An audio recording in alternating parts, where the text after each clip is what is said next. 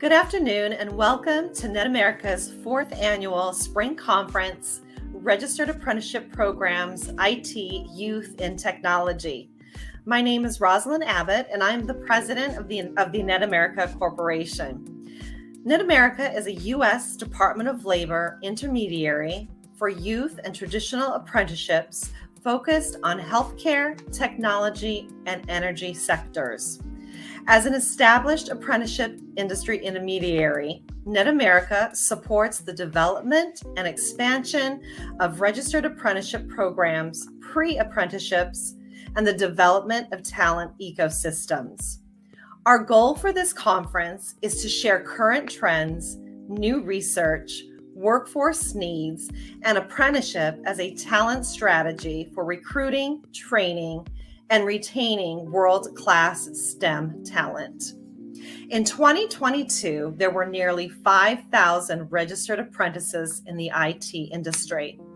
As of 2023, there were 733 registered apprenticeship programs and 43,089 apprenticeships in cybersecurity-related occupations. High-demand apprenticeable occupations include cybersecurity analyst, computer systems analyst, cybersecurity support technician, application developer, IT project manager, network support technician, and cloud operations specialists. And there are more than 300,000 American Indian, Black, and Latino women working in customer service using CRM software and digital productivity tools. Today, you will hear from technology industry leaders, employers, and stakeholders discussing the challenges and solutions to combat the talent and skills gaps for technology employers. Thank you for joining us today and joining the conversation and being a part of the solution. I would like to take an opportunity to introduce Simisola Kajina, who will join me in sharing welcoming remarks. Simi serves as a program analyst and contracting officer representative in the Employment and Training Administration's Office of Apprenticeship. Prior to joining the Office of Apprenticeship, Ms. Kajina served as a workforce analyst for ETA's Office of Workforce Investment and a grants program manager for the state of Tennessee's Department of Labor and Workforce Development. Simi's background also includes working with the University of Memphis's Division of Public Administration's graduate program, where she was assigned to work on initiatives to bring together local agencies and leaders to address organizational and community challenges. Simi holds a master's degree in public administration from the University of Memphis and a bachelor's degree in corporate and organizational communication from Western Kentucky University. It is my pleasure to introduce Ms. Simi Kajina. Good afternoon, everyone. My name is Simi Kajina, and I'm with the U.S. Department of Labor, Office of Apprenticeship. I want to thank you for joining today's presentation. Today, I'll be sharing with you the department's effort to expand youth apprenticeship. Next slide, please. As we kick off today's presentation, let's quickly go over our agenda. We will be covering youth apprenticeship, current initiatives to expand youth apprenticeship, exploring pathways for youth entering the technology sector, future investments, and ways to engage. Next slide. As most of you know, registered apprenticeship is an industry-driven approach that provides valuable job opportunities and meets the demand for skilled workers. The department's youth apprenticeship program have become popular across the nation. These programs blend technical classroom learning with paid work experience and provide a pathway to multiple career options. The youth portfolio is designed to foster strategic partnerships, create policies, and offer tools to organizations that seeks to raise awareness and establish new or existing programs. To highlight the significance of registered apprenticeship, let us discuss the Biden-Harris administration's launch of the Apprenticeship Ambassador Initiative. This initiative aims to promote and expand awareness of the benefit of registered apprenticeship, identify and scale innovative practices and partnerships, increase access and support for underrepresented and underserved population, and communicate the business case for registered apprenticeship as a mainstream workforce strategy. Over 200 employers and organizations have joined the national network. These ambassadors pledge to create new programs, hire apprentices, and hold outreach events. If you are interested in joining these expansion efforts, I encourage you to visit apprenticeship.gov and submit your application to become an ambassador. Next slide. The Apprentice Trailblazer Initiative is designed to create a national network of diverse apprentice and apprenticeship graduates. It will feature stories and perspectives on how registered apprenticeship increase opportunity for underserved populations. It will bring awareness to other career seekers who may be interested in becoming apprentices. The department's plan is to launch this initiative this year. I hope you will encourage your top youth apprentice to apply. Next slide. Let's take a look at some current youth expansion efforts. Youth Apprenticeship Readiness Grant has helped 14 organizations increase their youth involvement. The Youth Intermediary Initiative aims to train youth apprentices, boost brand awareness, host industry meetings, link students to employers, and create promising practices while promoting the on and learn approach for diverse career paths. net.America, the sponsor of today's conference, is one of youth intermediary that the department is partnering with to expand youth registered apprenticeship in the IT industry. The Apprenticeship Building America grants enhance the registered apprenticeship system by focusing on 4 key areas, one of which is for expansion of RA programs opportunity for youths. This includes nearly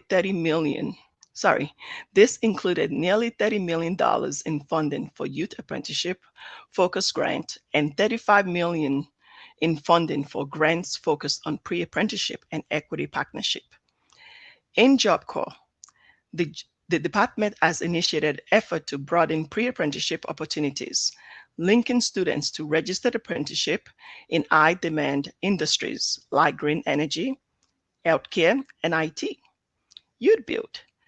This particular program offers disadvantaged youth ages 16 to 24 occupational skills training, employment assistance, and educational guidance to overcome academic and career development barrier.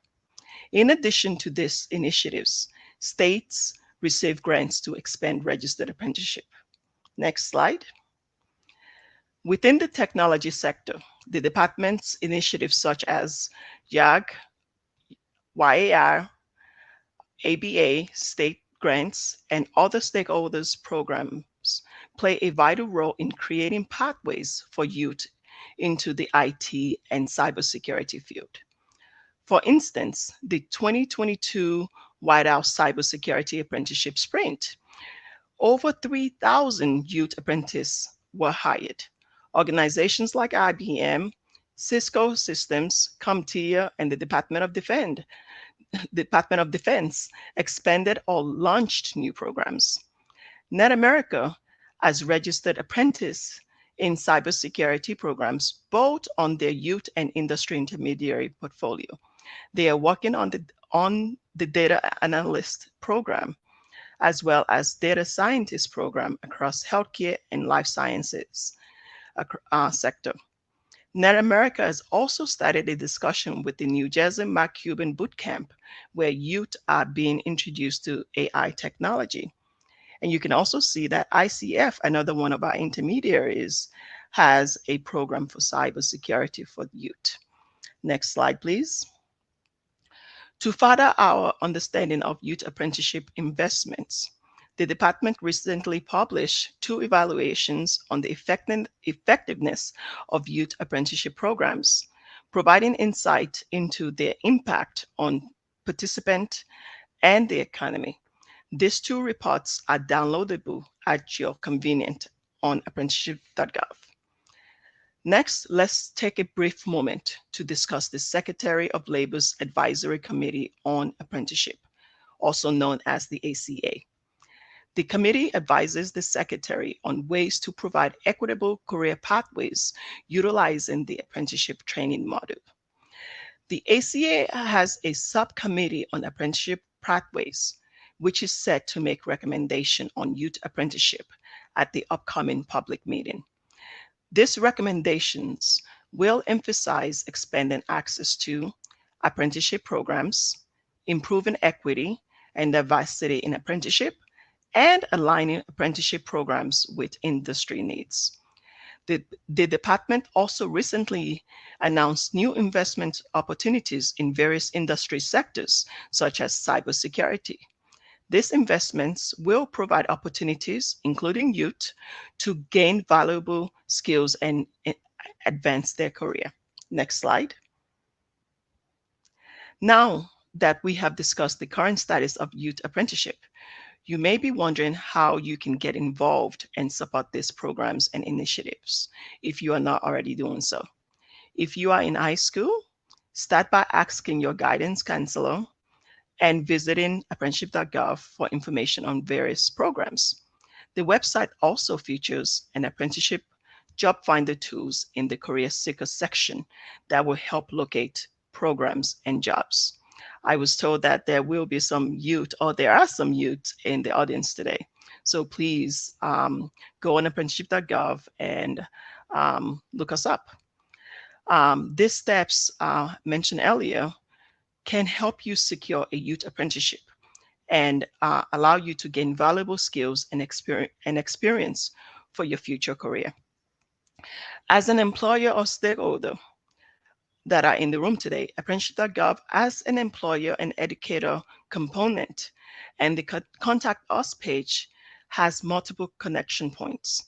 If there is not a current youth apprenticeship in your area, or you want to expand local programs, reaching out to your regional OA contacts and state apprenticeship representatives is a great start. Also, there are industry intermediaries like net.America and ICF that offers rapid program development and implementation support, outreach to employers, stakeholders, and others to promote the benefit of registered apprenticeship. The department is committed to growing and improving youth apprenticeship programs. We value your inputs. Your support is crucial in helping us achieve this goal. Next slide, please. Here are some links to information referenced in today's presentation. Next slide, please. I would like to thank you for attending today's presentation on the department's efforts to expand youth apprenticeship in the technology sector. We hope this presentation provided valuable insight on youth apprenticeship. I hope you have a wonderful day. Thank you.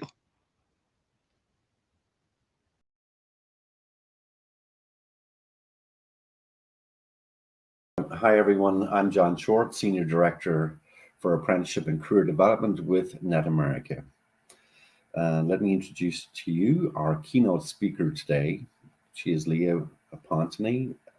She has been serving as the Senior Vice President of Career Development at Goodwill Industries of Middle Georgia since March 2020. Prior to this role, she was the Dean for the Division of Lifelong Learning at Mercer County Community College, and later Associate Vice President of Professional Studies and Business Development at Georgian Court University in New Jersey. Throughout her career, she has worked to close the gap between education and industry through the creation of business partnerships that drive career pathways for youth, displaced workers, and those seeking career advancement opportunities. Ladies and gentlemen, here's Leah.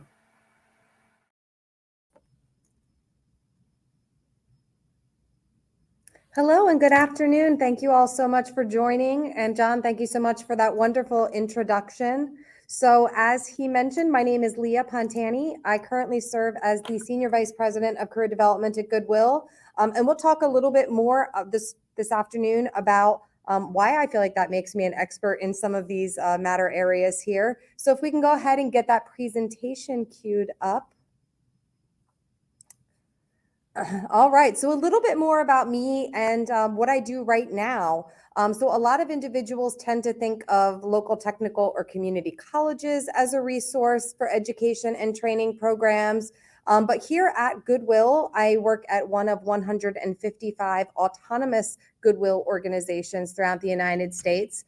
And last year, Goodwill itself helped to assist nearly 2 million people with gaining access to employment services, and that could be some kind of training program, open employment opportunities, or others. Through that, we were able to document more than 123,000 individuals entering employment, and almost 25,000 of those individuals earned some kind of a credential, certification, or apprenticeship designation through the work that we do.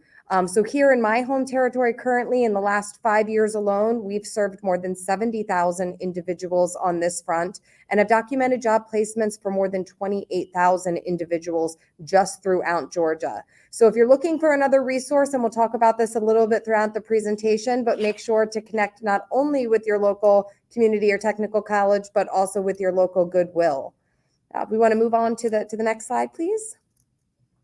So to talk a little bit about setting the stage for this is to talk about the changing workforce landscape. So as we all know, where we are today with employees and who we have access to for recruitment is not the same world that we lived in pre-COVID.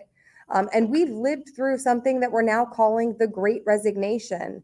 So the Great Resignation was nearly 50 million people leaving the workforce industry during that period of 2020 to 2022. And we're still not seeing the same return to the workforce, I think, that we had anticipated to see at this point in time. So when you look through some of the research on the Great Resignation, some of the highest cited reasons for resigning included wages that were not sustainable or in line with what it costs in current communities with rising cost of living. Limited opportunities for career advancement, lack of benefits that individuals were receiving, inflexible work policies, remote work and the idea of hybrid or fully remote work became really popular during the pandemic, and a lot of individuals weren't prepared for that. And then lastly, the last major trend that we saw was just overall dissatisfaction with jobs, with what people were doing or where they were showing up to work every day. So that's one of the things that we'll talk about today, and really how apprenticeship opportunities can help to combat some of that. This second major trend that we're seeing is skills-based hiring. So a growing number of companies, including many tech companies, are dropping the requirements for bachelor's degrees for many middle-skilled and even higher-skilled roles today. We had looked at a few different, in a recent study by the Harvard Business Review and Burning Glass, with more than 51 million jobs posted between 2017 and 2020, they found a huge trend of people that were doing what they called degree deflation now, or inflation. So where we used to see after the Great Recession, a lot of these jobs had high level requirements with minimum of bachelor's degree, are now going back and removing that barrier to entry. So we're actually going back and looking at skills-based hiring. And overall, it looked like during this time period, in 2017, when they started the research project, there was about 51% of those positions posted required a bachelor's degree. In 2021, they were already down to just over 40%. So almost a 10% drop in those areas where individuals are looking more to skills-based hiring than the actual college degree requirement. And then the third major trend that you'll see interwoven throughout the presentation this afternoon is the impact of technology. The technological advances of today are affecting the future of work in three key ways that we need to be aware of: scaling and speeding up human capabilities, substituting labor with machines, and enabling new ways to access and supply labor. And so we're expecting that this increase of technology embedded across many industries, many different occupations, is going to impact more than 1 billion jobs in your daily operations by the year 2030. Next slide. So I hope you can all see this okay. I know that this is a little bit of a small graph here with some fine type font, but the U.S. Chamber of Commerce has been doing some studies over the last year. And so this is as of February of 2023. And so as we mentioned before, the Great Resignation, where we've seen 50 million plus minus a few individuals leave the workplace, that was really about 4 million people per month in America here that were leaving the workforce. And so this graph really shows what do quit rates look like by industry to get an idea of, is it in one area predominant over another area? And so when you look at this chart, you can see that although some of the industries were much more impacted by individuals looking to leave employment, that trend continues. So we're seeing upticks in a few areas, downticks continuing in some areas. And although we've heard a little bit about, some individuals who are talking about the recent layoffs in tech and everything, we are still seeing individuals walking out of tech jobs for the reasons that we mentioned before. People are still seeing a lack of advancement opportunity. They're not getting the upskilling or reskilling and support by their employer. And so they're still choosing to leave the workforce at rates that we have not seen prior. And so employers really need to be agile, remain creative in the ways that we approach employment. Next slide. And so when we look at what is the actual impact of this, where does this leave businesses across the United States and probably across the world right now? And so as of February of 2023, you can see here that even if everyone was to go back to work right now, there are still huge gaps in the number of labor force shortages by each of these industries.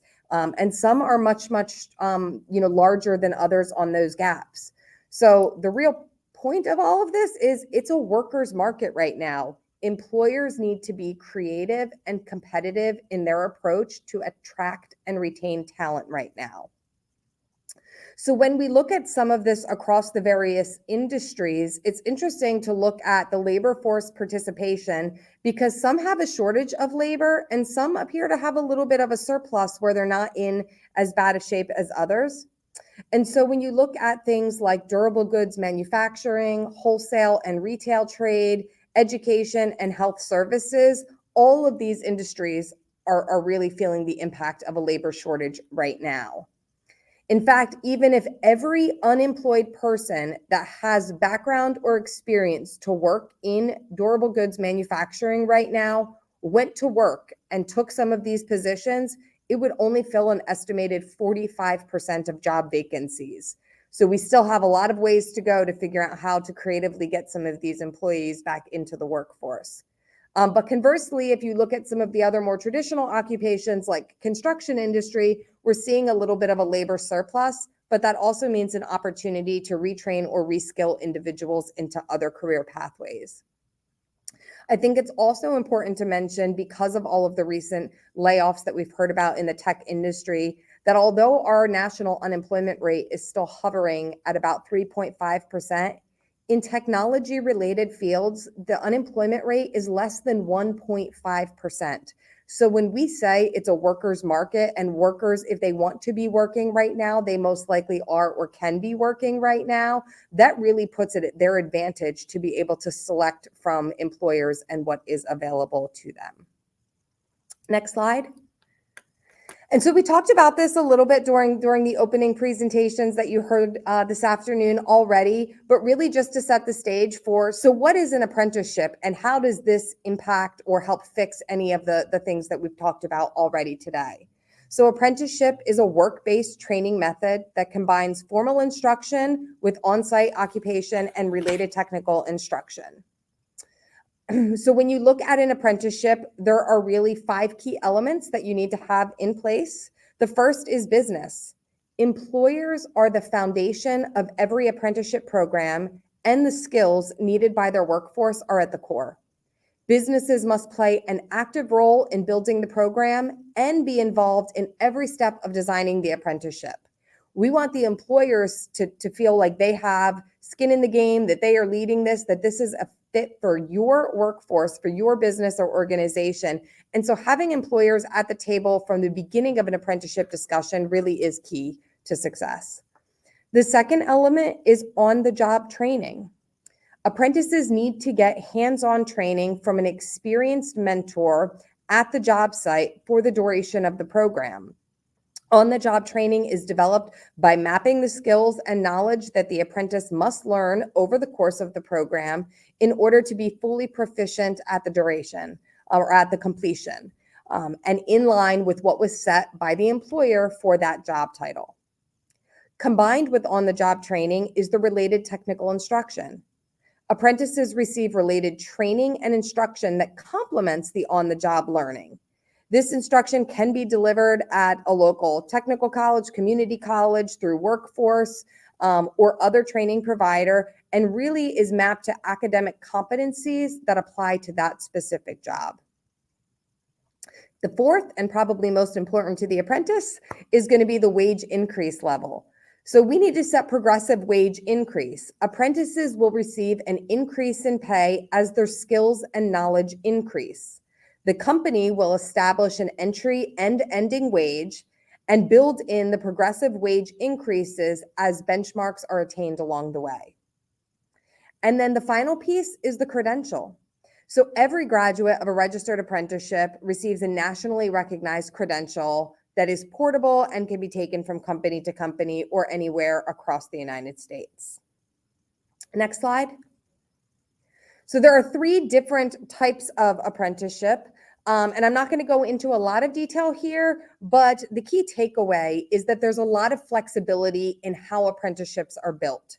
So apprenticeships can be time-based, competency-based, or hybrid. This means that you can do a traditional time-based apprenticeship if that's what fits the needs of your business or what you all think is the best approach. And that is the model that ranges from 1 to 6 years, where the apprentices complete a minimum number of hours of on-the-job learning and a standard number of hours of related technical instruction and go through that time period where they have a mapped out program. In a competency-based apprenticeship, apprentices will just demonstrate that they have achieved a set of competencies, and that's measured solely at the attainment of required competencies or credentials as verified by the employer. So that could be leading up to being able to pass some kind of an industry credential exam or be able to finish a certain internal work project where the employer will sign off that someone has those skills. And the third and final type is really looking more at that hybrid model, where it's some kind of combination of the two. But once again, keeping in mind that apprenticeship can be flexible and can meet the needs of your business. Next slide. So let's look at some of the trends of what's been going on with apprenticeships. And so since 2012, so over the last 10 years, we've seen a 64% growth in new apprentices. That's an alarming rate to be growing, especially as we continue to see the decline in the number of individuals that are entering traditional education pathways and four-year university pathways. So just a few key facts to point out here, 2 million plus new apprentices in the past 10 years, 22% more active apprentices than the previous 10-year average. So the rate at which we're adding and growing is much stronger. More than 390,000 participants completed an apprenticeship in the last 5 years alone. So you can see how the trajectory is really picking up. We're picking up a lot of speed here. And then almost 15,000 new apprenticeship programs created in the last 5 years. So you can see on the little bit of the chart here to the right that there was a dip during 2020 during COVID. But the way that we've been progressing upward on this trend, I think we're going to continue to see this as a really strong pathway for individuals as they continue on with workforce and career opportunities here. Next slide, please. So what's in it for a participant? If you're a participant or you're an employer and you're looking at, I know that there are benefits to this for me, for how we, bring someone up through apprenticeship, but what's in it for the participant? And so I came across this chart that I thought was really interesting from Wisconsin's Department of Education, and it shows the lifelong income, so lifetime income, 25 years post-graduation for someone that pursued a bachelor's degree at a state university and someone that pursued an apprenticeship program. And so there's a few key things at play here. So they're averaging that in the state of Wisconsin, it costs about $7,500 per year to go to university, not including room, board, or any extra expenses. That's just for your tuition. An electrical apprentice will spend about $2,000 in program costs per year over a 5-year period, but most likely their employer will be covering or reimbursing the cost of that. Assuming that the college student finishes in 4 years and starts working immediately at $35,000 per year for an entry-level salary and receives a 3% increase, salary increase, that college graduate will earn approximately $974,000 cumulative income by the time their 25th reunion comes around. Conversely, the electrical apprentice will not incur any student debt and will earn more than $150,000 while enrolled in their apprenticeship program. Assuming the same exact 3% raise each year, the electrician will earn $1.4 million more in earning potential during that same 25-year period.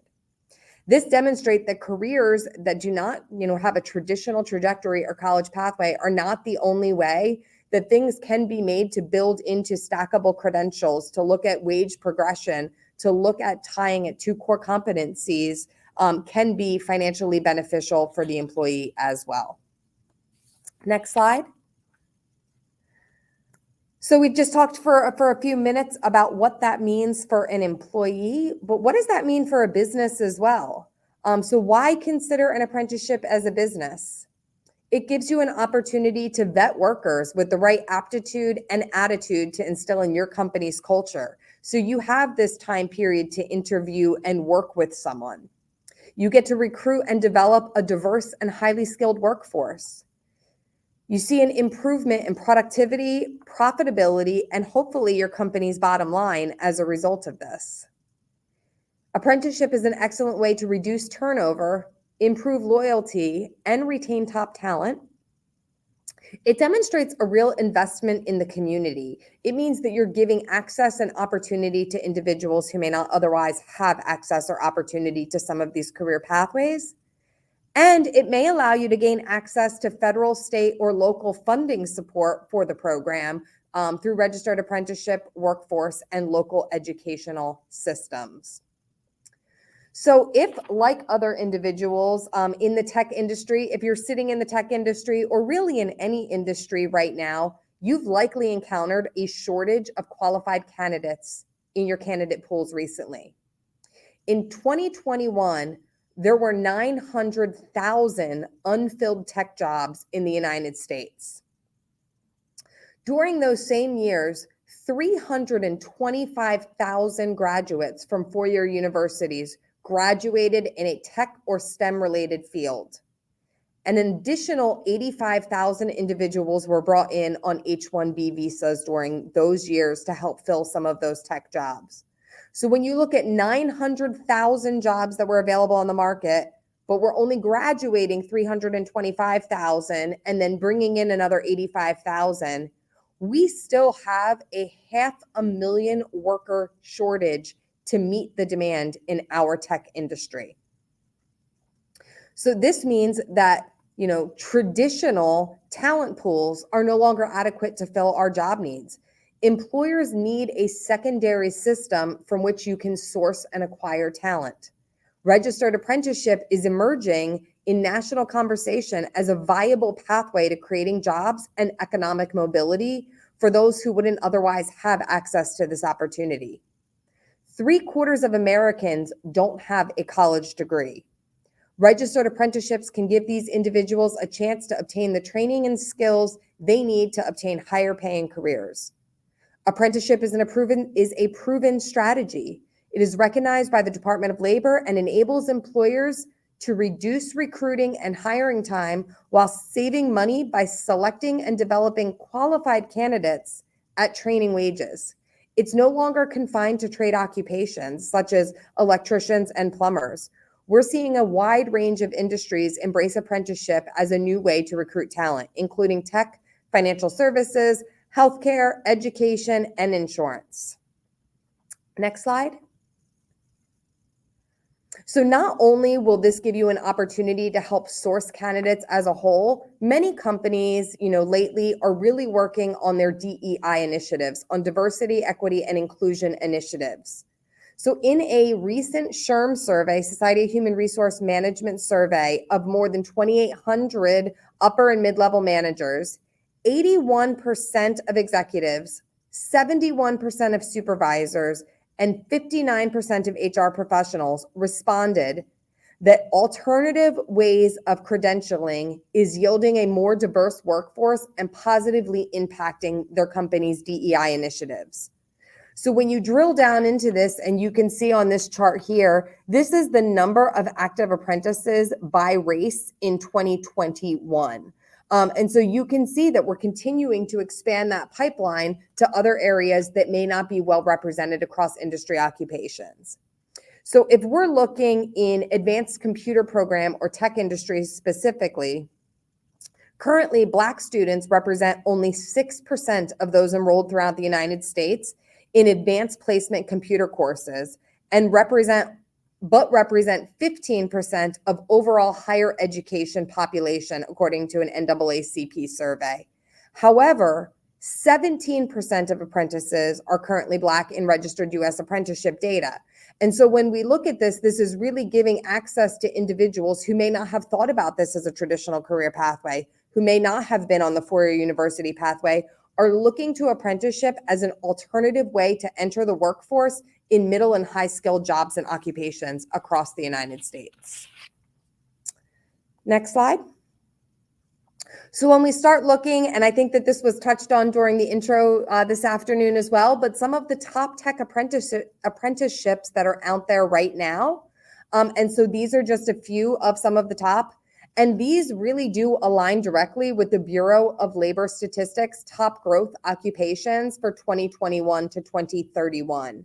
And many of these are expected to grow more than 30% based on labor market data right now.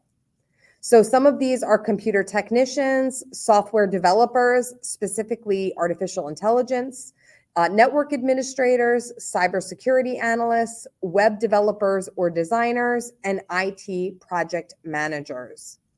So when we look at some of the more emerging fields, things like the field of artificial intelligence, there is a tremendous career outlook out there right now. The Bureau of Labor Statistics is predicting a 31.4% increase in jobs related to AI, including data scientists, by 2030, a 31.4% increase by 2030. That's going to be a huge number of individuals impacted by this. AI also offers the ability to work in a variety of fields with life-changing technology. We are seeing this embedded all around us each and every day at an increasingly rapid rate.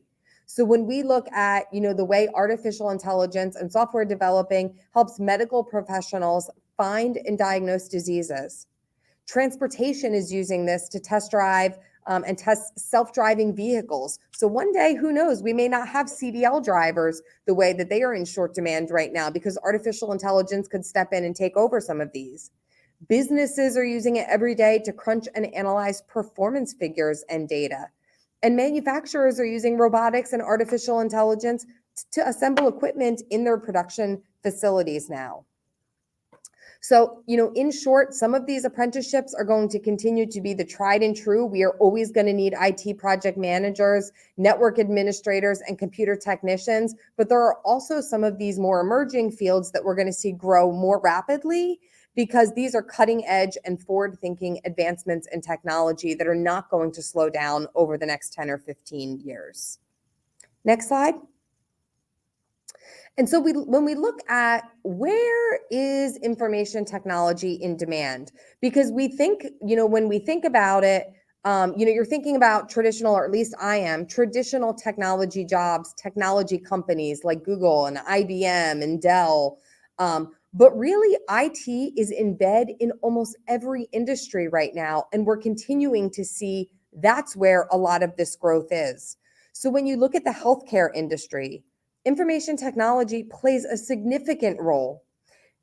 Workers are involved with creating better ways to share patient data on a daily basis, getting information to doctors and other clinical professionals to help drive decisions, and supporting efficient communication between healthcare professionals.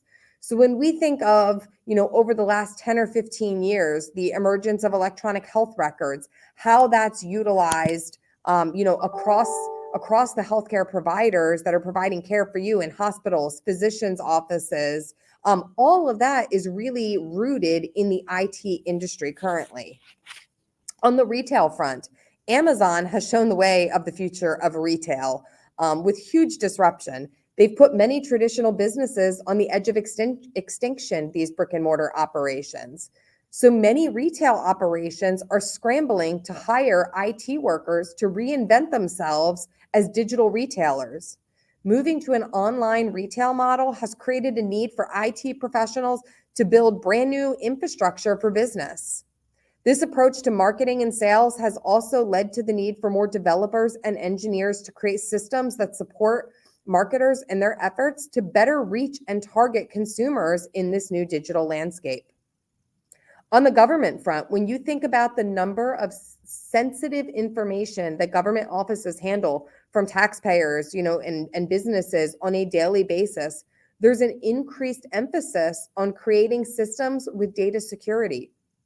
So there are a wealth of job opportunities available in the area of government agency at federal, state, and local levels to help protect the data and security of the citizens they serve. On a defense front, for those of you who know where I sit in Georgia, Augusta, Georgia, is the cyber center, the cyber capital of the world now, here at Fort Gordon, soon to be Fort Eisenhower. And so when you look at the Department of Defense contracts related to aerospace and other things, IT professionals are in such high demand in some of these areas on defense contractors. When we look at work in this area and the level of cybersecurity, it is cutting edge artificial intelligence and machine learning systems. And there will continue to be a growing need on this front as well to help protect our country. In the field of education, we're looking at universities, colleges, and K through 12 schools and districts that are rapidly adapting to a variety of technology. The adoption of active learning classrooms that use tech tools for collaboration, the evolution of online and e-learning across pretty much every age group and demographic right now, and the use of data-driven strategies to identify students at risk to help look at where are students that are struggling, where is attendance dropping. When we look at the way that our systems today can output data to tell us a story about those that may be at risk of dropout or non-completion, is all things technology related. And then finally, supply chain. IT workers are increasingly involved with creating systems for use in supply chain pretty much in every industry. Healthcare and military supply chains are critical to operation. Retail, as we talked about, has fierce competition in who can get things the fastest and the cheapest. And then when we're seeing continued automation in warehouses, the Internet of Things, self-driving trucks, things that are able to analyze road and weather conditions. When I think about using my Google Maps or my Waze every day, and it's going to redirect me because there's a traffic backup somewhere ahead, are all things that will continue to impact our industry. Next slide. So I found a few what I thought were unique IT apprenticeship opportunities that may be of interest for some of the individuals participating in this conference this afternoon to take a look at. And so I'm just going to quickly kind of go through each one because these really stood out to me as excellent opportunities for a lot of what we talked about today. Next slide. So Airbnb, right? You're thinking about travel. Where am I going to stay? When I go away to the beach in a couple of weeks. But Airbnb has a sophisticated back-end operation that helps match individuals wanting to travel with a place to stay, right? There's something behind the scenes that's making those connections. And so Airbnb actually offers an apprenticeship in this area, a tech apprenticeship. It is a 6-month coding apprenticeship that provides access point for apprentices looking to enter tech and travel industries. Now, this is interesting, and I picked all 3 of these for a reason. So if you're applying to this apprenticeship, you cannot hold a bachelor's degree in computer science, but you should have coding skills through a boot camp or certificate with some basic knowledge of a programming language. So Airbnb is really stepping out of the box here to say, we don't want individuals that have gone to school for the tech industry. We want individuals who we can bring in, attract and retain non-traditional talent into this realm. So, looking for boot camps and certifications as your step 1 to get into a 6-month apprenticeship could be a wonderful opportunity for somebody. Next slide. LinkedIn. So LinkedIn is a little bit different, but this is a 1 to 5 year, so more of a time-based apprenticeship, offering access to programming and engineering, coupled with mentoring opportunities and the OJT for the apprenticeship. They will move through 3 different levels before qualifying for a permanent role on LinkedIn's software engineering team. So these individuals will actually go through 3 different work group areas and then decide which is the best fit for them. So LinkedIn, a little bit different than Airbnb. They want you to have a degree, but in an unrelated field. So really, this is for reskilling for individuals who may have been displaced because of the pandemic or the Great Resignation and are looking for another opportunity to reskill or retrain in a different way. They would like you to have completed, once again, a coding boot camp or other certificate training program. So we're starting to see a trend here with how we use these short-term boot camp or certification courses as a stackable pathway or credential into the apprenticeship program. And next slide. And the last one is Pinterest. So, for those of you that are pinning stuff on your Pinterest board, all of those things that you're seeing, once you start liking stuff, it's feeding you more and more similar information, more and more similar ideas of things to be looking at. And so that's part of what they're looking to expand on their engineering team. So it's a 1-year computer coding apprenticeship that may lead to full-time employment, right? Because you don't have to keep the person on product engineering team. So here they're saying applicants should be self-motivated, proficient in at least 1 programming language, and knowledgeable. So some general knowledge in software architecture and coding. And so once again, this is an excellent opportunity for somebody who can go through some short-term stackable credentialing programs, some boot camp format programs to get on the pathway into a registered apprenticeship. Next slide. And so really, this is my recap. So I feel like the one phrase that brings it all back together is, it is a worker's market right now.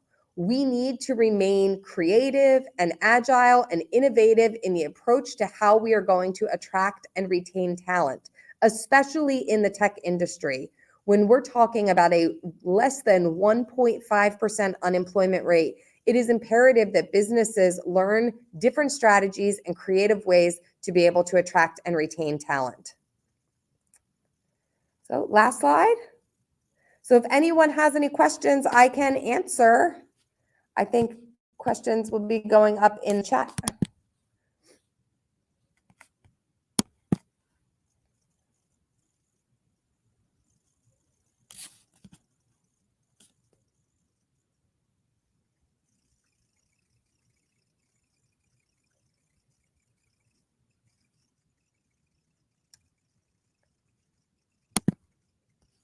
So if we don't have any questions, thank you all so much for joining us this afternoon. Have a great day.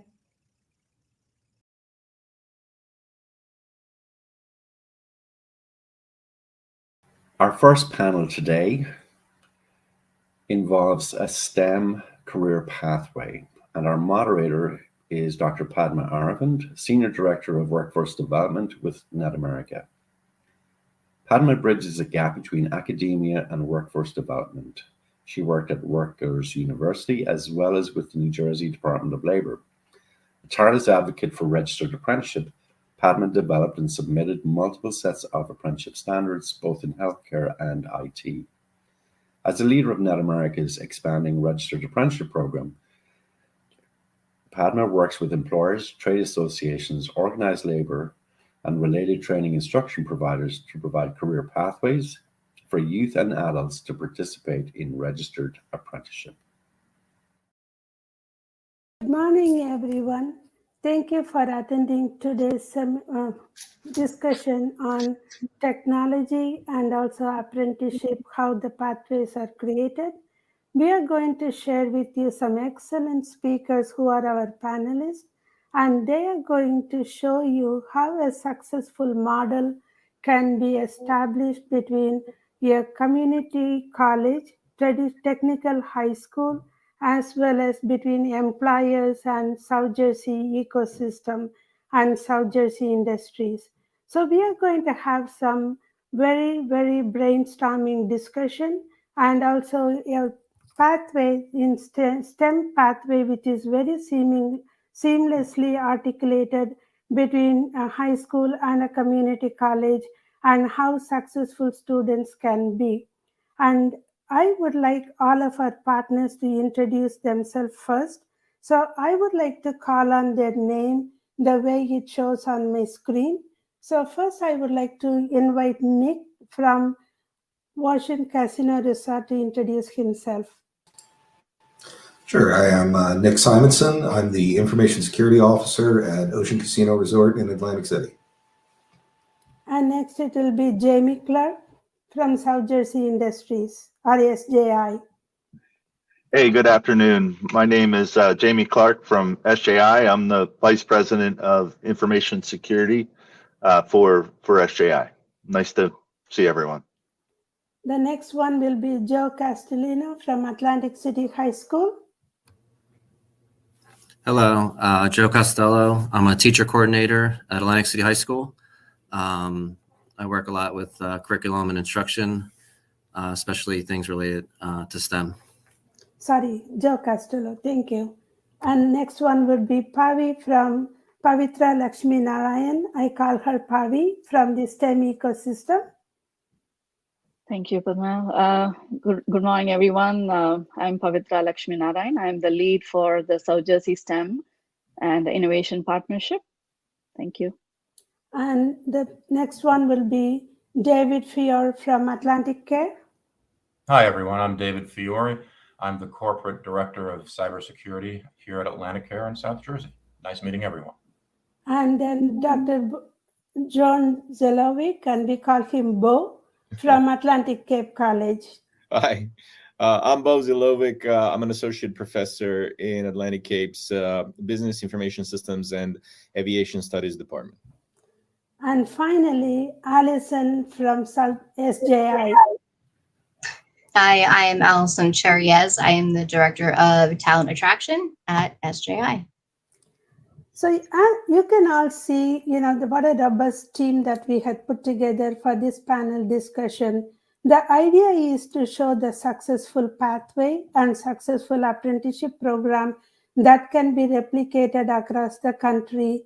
And we request all of you to pay attention and see how our young students can make use of this apprenticeship program, as well as our policy makers to replicate this in other states and take help from our experts in this panel.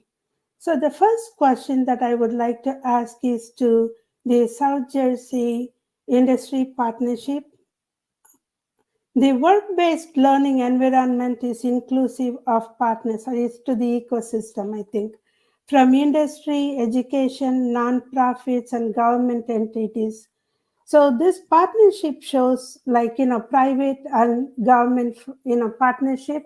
And how do you think and how do you explain your experience working and facilitating interactions between these groups, and discuss how you worked on aligning a common messaging among these groups? Before you go into details, please also let us know how this entire idea and the partnership came about in establishing these pathways. Sure. Thank you, Padma. Thank you so much. So the South Jersey, so let me give a little bit of an introduction to the ecosystem. The South Jersey STEM and Innovation Partnership is one of the 94 STEM learning ecosystems in the globe, and is one of the 6 communities in New Jersey to participate in a statewide campaign to reimagine STEM learning and prepare New Jersey's workforce for STEM fields. So we are a diverse community of individuals, institutions, and industry collaborating together to ensure that there's an inclusive STEM. We are building an inclusive STEM culture that champions access to innovation, opportunity, equity, and a lifelong learning. So we essentially want to make South Jersey as a go-to place for STEM talent. That's our goal. Now, the work-based learning component is just not important only for the students, but also for the teachers and the faculty team as well.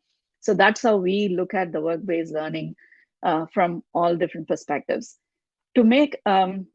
To elaborate this with the cybersecurity pathway program and how it all came together, please bear with me as I'm going to say a few data points that actually brought us all this together and how we kind of weaved this program.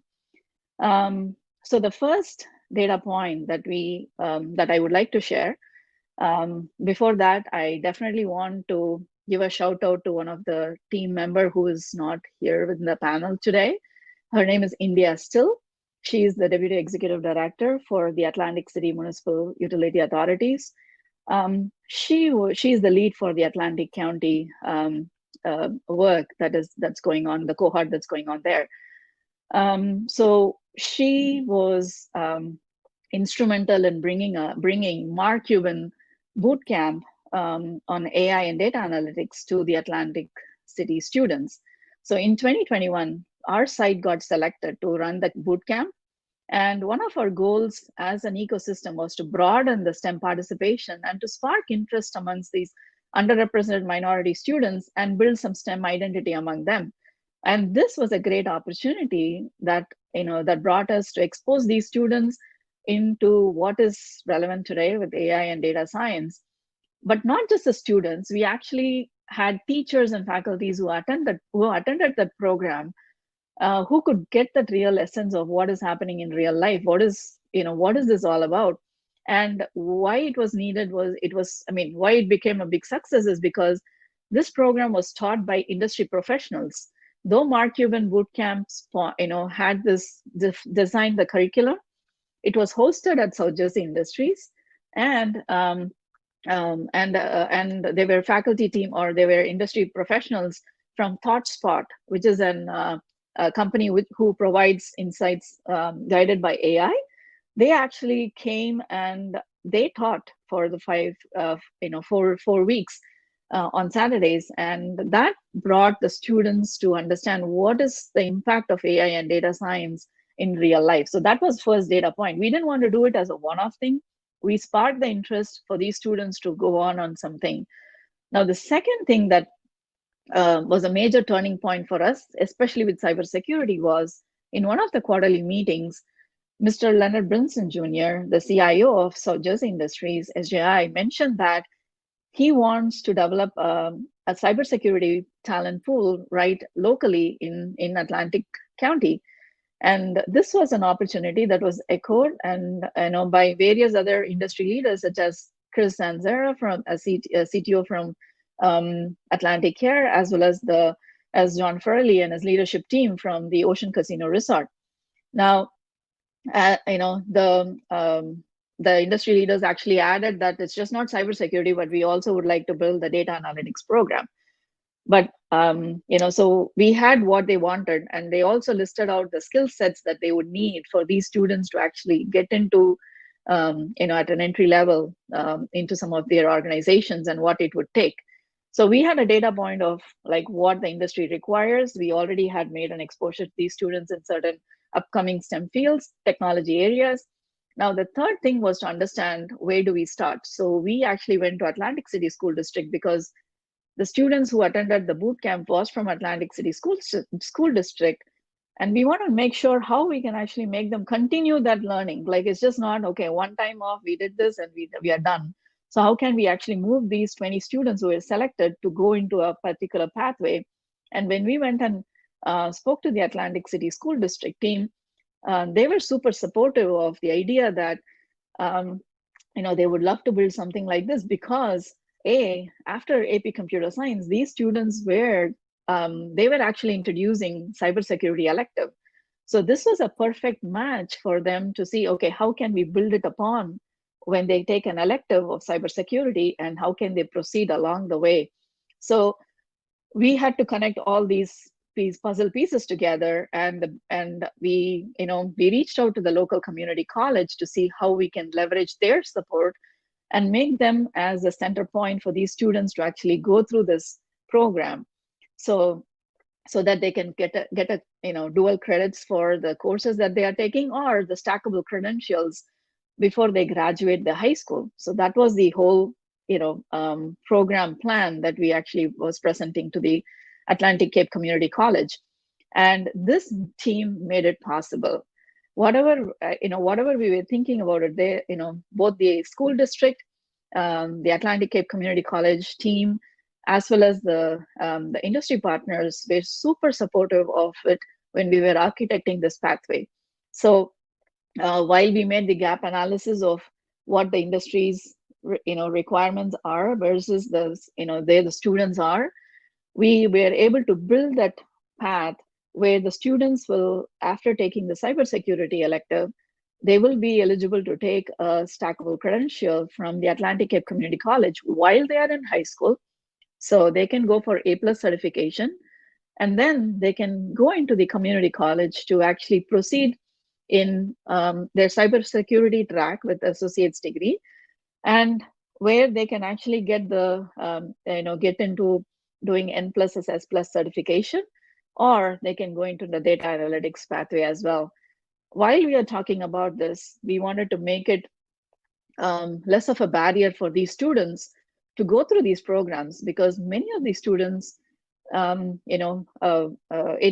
matters to them where they are, where they are representing from the underrepresented minority population. We need to reduce the barriers in which we can make this possible for them. So we thought of the apprenticeship program where we can maximize the benefit to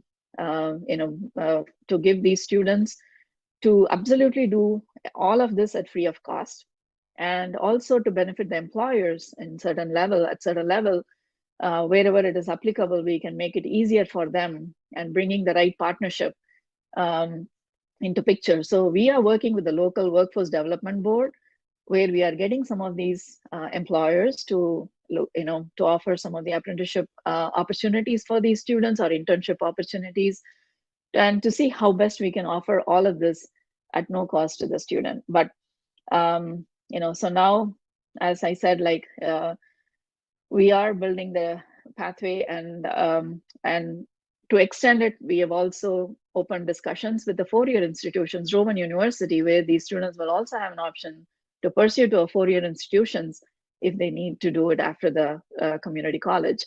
So as you can see, there are different entry and exit points in this pathway, but at the same time, we want to make them steering towards going to these jobs and making the students equip themselves with the right qualification and the credentials that's required.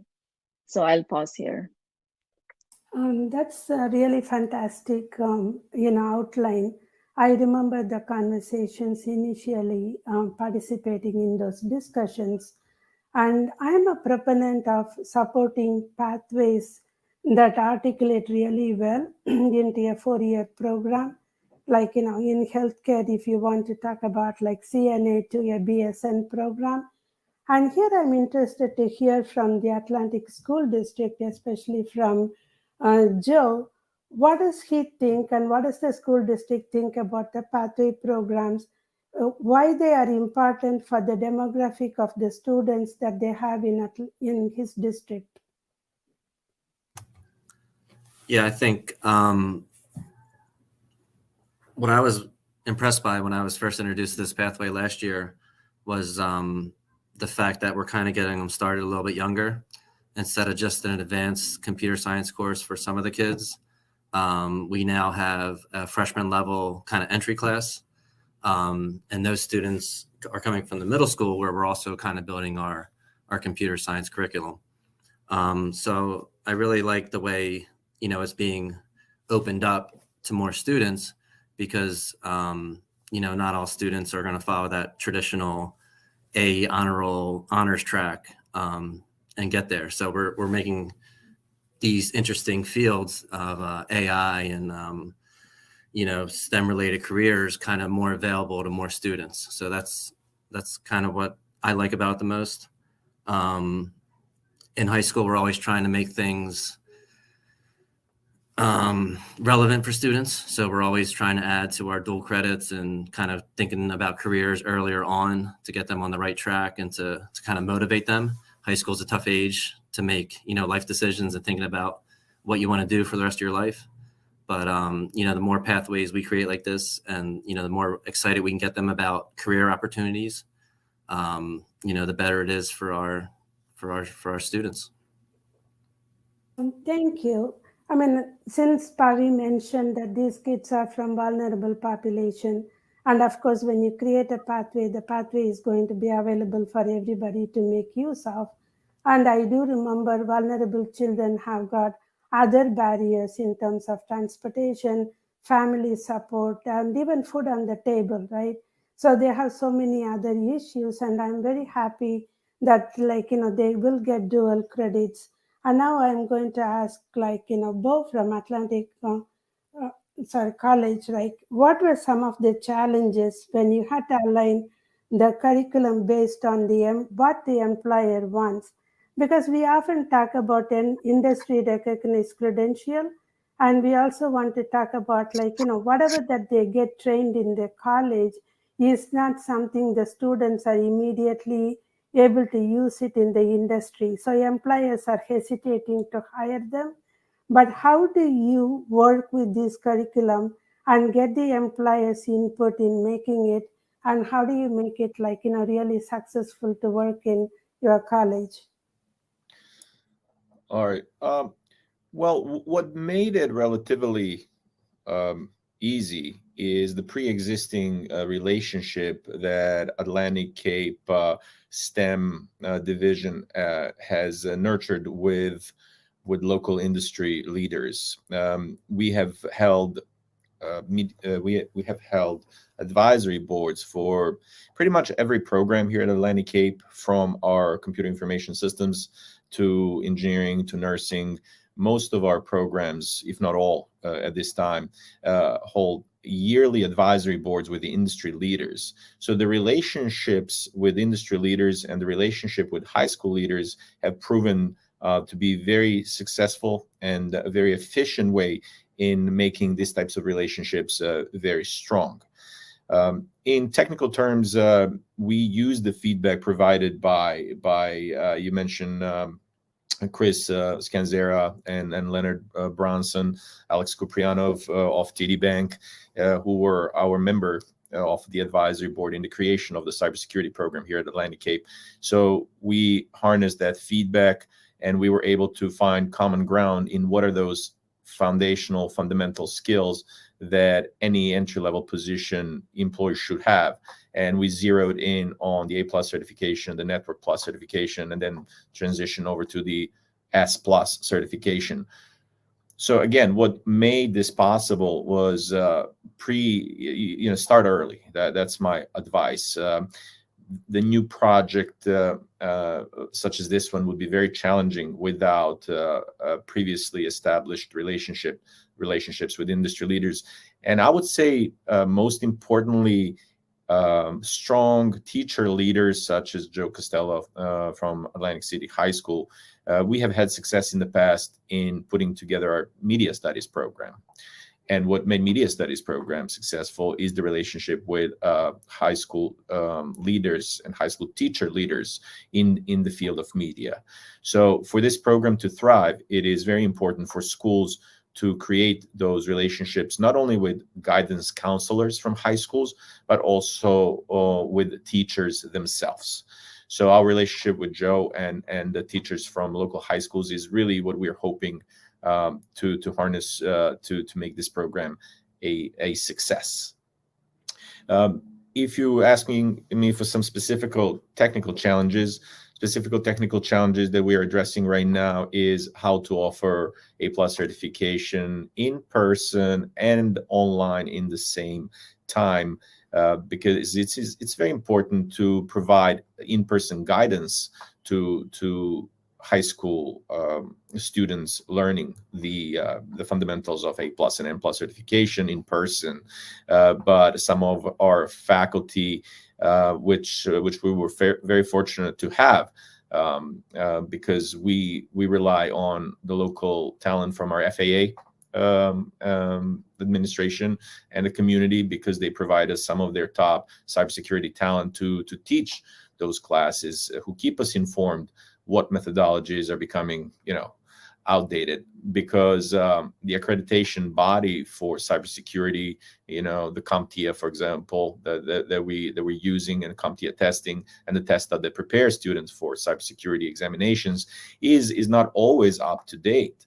Therefore, our reliance on our industry partners from the FAA side, along with our industry partners from South Jersey Industries, Ocean Casino, and Atlantic Care is crucial to the success of this program, because not only that we would be in need of apprenticeships and in need of internships, but we will be in need of talent and individuals willing to share their knowledge with our students and be guest speakers in our classes to make sure that our programs are up to date, the students remain excited about the field, and to have realistic expectations. So I want to also take a moment quickly to thank David, Jamie, and Nick, and Joseph for joining us June 1st at Atlantic Cape for our Cyber Day. So that's a big deal for us. Thank you so much for coming.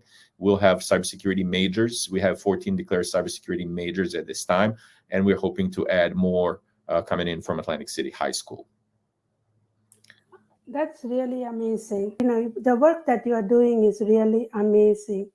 And now I'm going to have some discussion with the employers so that our audience can learn how all of this training from the school, from the partnership, putting everything together, and the college is getting used by the employer. We saw that the employers have put in some input and thoughts into developing the curriculum. But at the same time, we need to find out, when you talk about technical high school, children may be 16 to 18 years of age.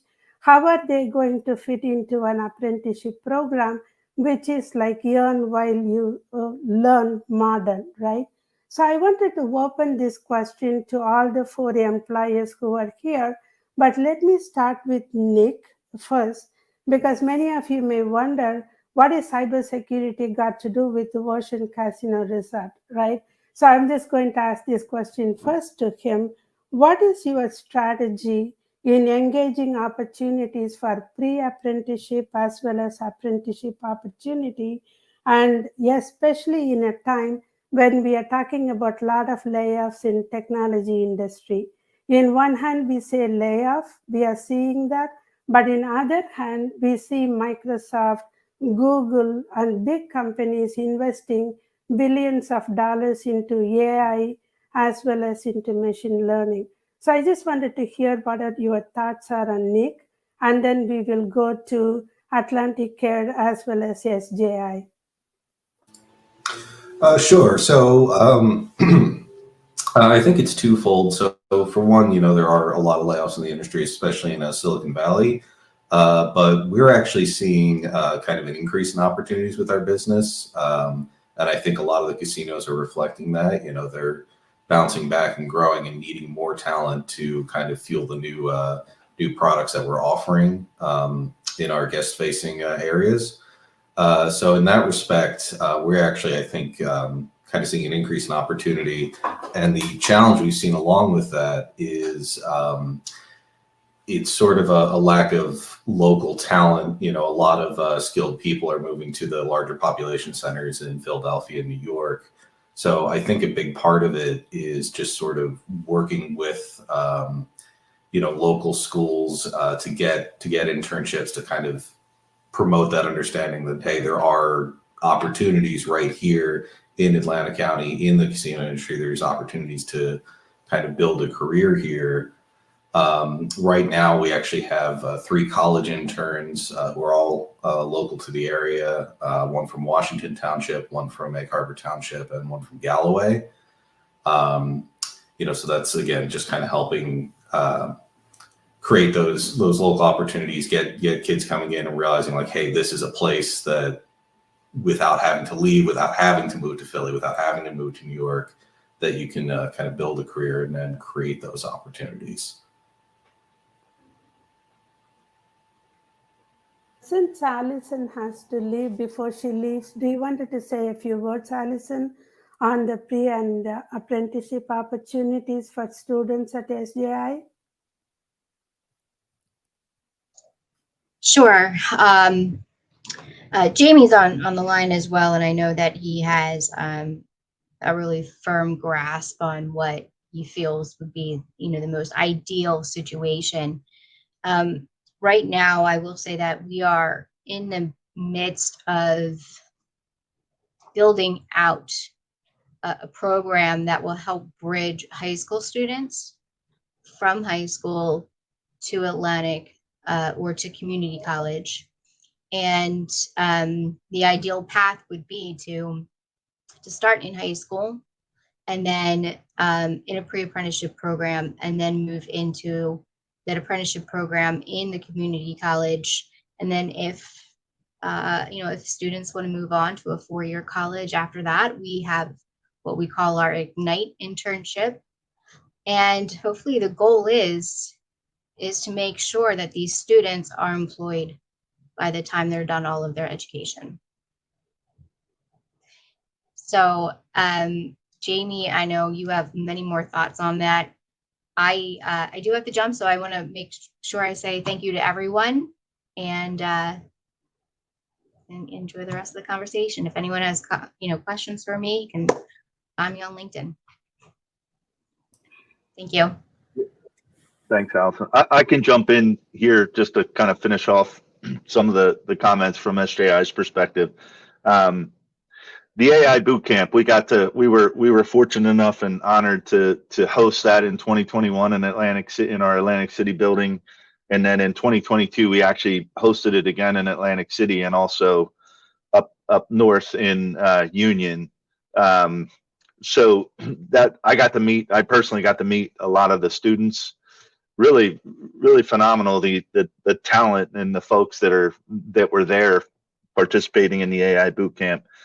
From my perspective, like Nick, right now I have four openings in cybersecurity, and I just can't fill them. Right, they're very difficult to find talented folks. I think a lot of us are all trying to find the same talent. So what I've seen successful here, instead of going out and trying to find seasoned resources, we're having much more success bringing in folks that, early on in their career or just coming out of school, and really bringing them on and providing them with a level of training that really gets them to a place that they can be effective and add value in an organization. So the thought of this program and actually being able to establish a relationship with someone that's a junior in high school and be able to stay with them all the way through to a 2-year program and potentially get 4 years of working with that individual, I think it's an awesome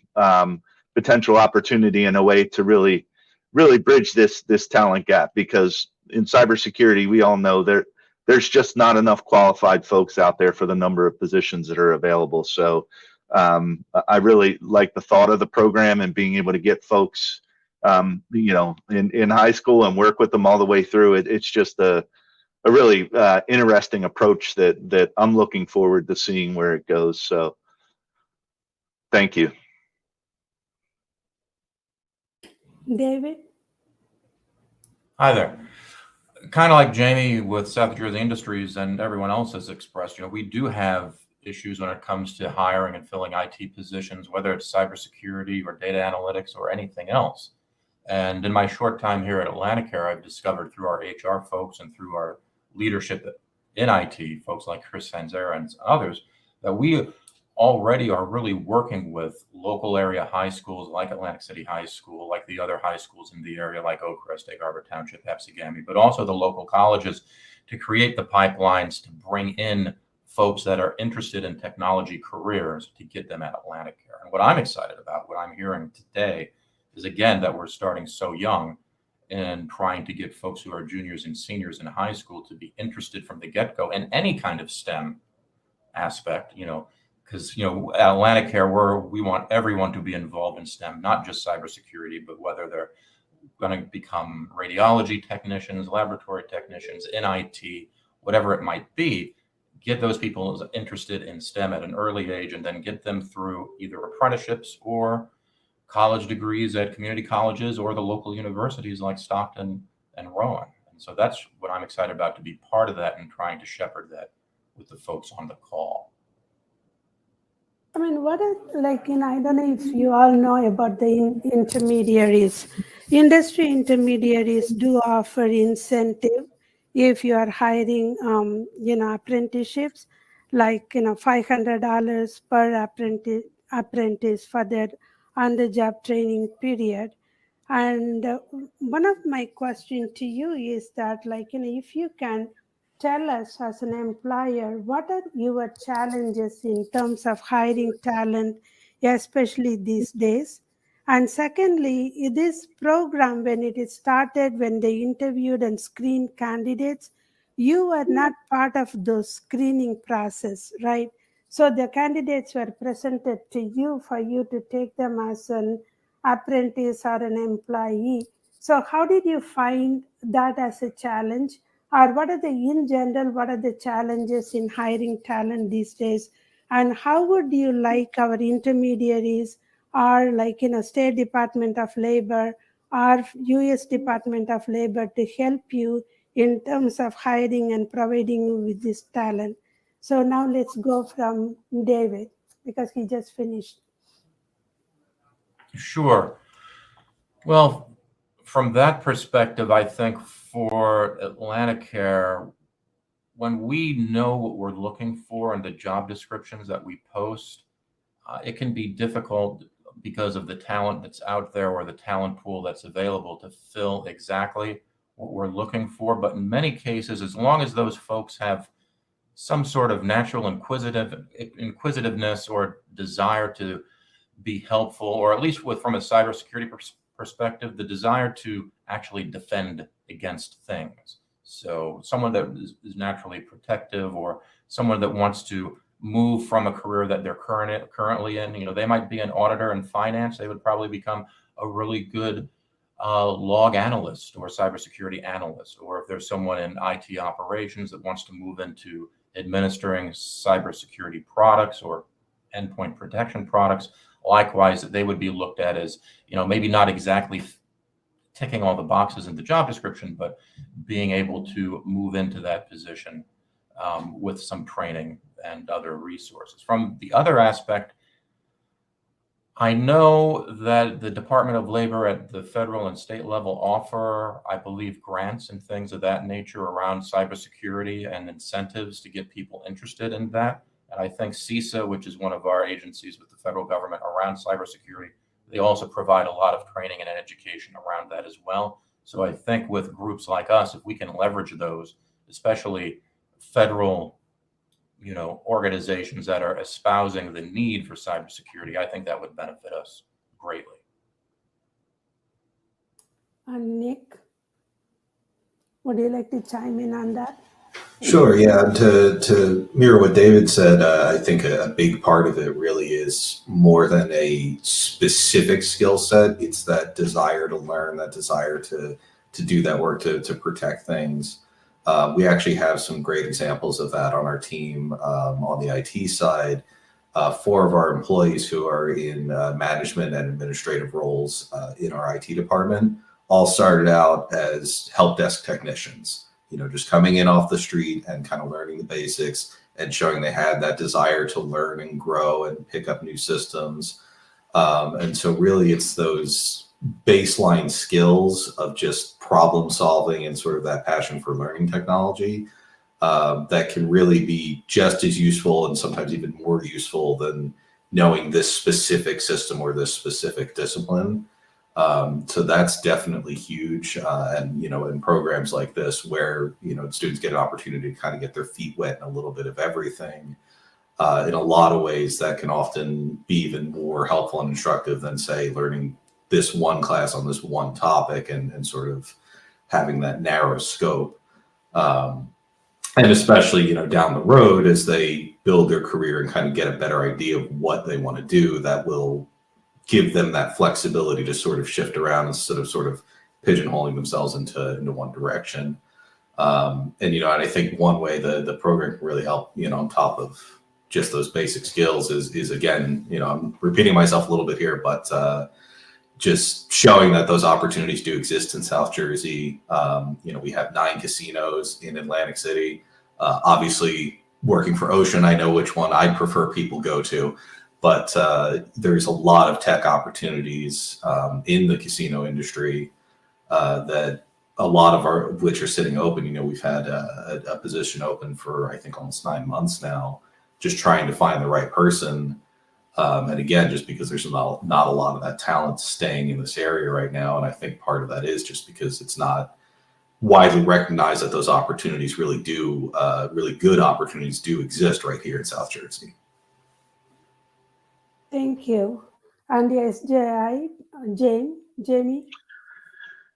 Yeah, it's an interesting challenge. One thing I would say, and I always say, a lot of folks see the energy industry sometimes as a legacy industry. I could tell you it's an exciting industry to work in. We work in critical infrastructure. We're protecting our nation's critical infrastructure every day. One of the most unique things about a career in cybersecurity, information security, there's so many different specialties that you can get into. You don't have to just be a SOC analyst that just is constantly looking at logs, and that's one job that you do in our industry and in our company specifically. You're in a unique position in the information security, cybersecurity job role, because you're working across the organization and you're getting exposure to so many different parts of the business. So I think the soft skills and learning those skills is extremely important, because in an enterprise, especially if you get into a company that's, you know, a medium-sized company, you're going to get the opportunity to interact with people from all walks and all levels of the organization. So again, preparing for those soft skills, and then being hungry. I think David mentioned it, you know, just having a thirst and a hunger to want to learn and learn more, and have an inherent disposition to want to protect people, communities, assets. It really aligns well. And then one last plug for the industry itself. We're working on aggressive decarbonization strategies where we're trying to work and bring on renewable forms of natural gas, which is really a problem we're trying to solve as a not only as a country but as a world. So again, in the energy industry, there's a lot of opportunity, and it's everywhere. Critical infrastructure is everywhere we go. So again, that's what I'd like to share with the group. So thank you. Thank you. Actually, you touched on a very important topic of soft skill training, which is really important these days, that you want to add in addition to the technical training, so that, like, you know, they are very successful when they are hired. And my next question is to Bo. And it is very common to hear apprenticeship program. And as I said before, I'm really interested in stacking several apprenticeship certificates that can lead into an associate degree or a college degree, like EMT, paramedics pathway, and things like that, and so on. And if you can give us some example or cases where college credit is awarded in conjunction with somebody's work-based training program. Can you discuss a little bit on that? Well, yeah, I can talk about Atlantic Cape's prior learning assessment program. So this is the program that is mostly geared towards non-traditional learners. For example, completers of police academies, former military personnel and veterans, pilots, firefighters, etc. So, and of course, cybersecurity and computer information systems professionals from the era where college degrees didn't play such an enormous role in getting hired into those positions, because that population does exist. So we're having people with these credentials coming in looking to get a college degree. So we have a pathway for them here at Atlantic Cape. We can award up to 25 college credits if you're coming in as a non-traditional student with A+, N+, Security Plus credentials, and we provide an equivalent, college equivalent to the course that leads to that certification. So that's a tremendous way to attract non-traditional students.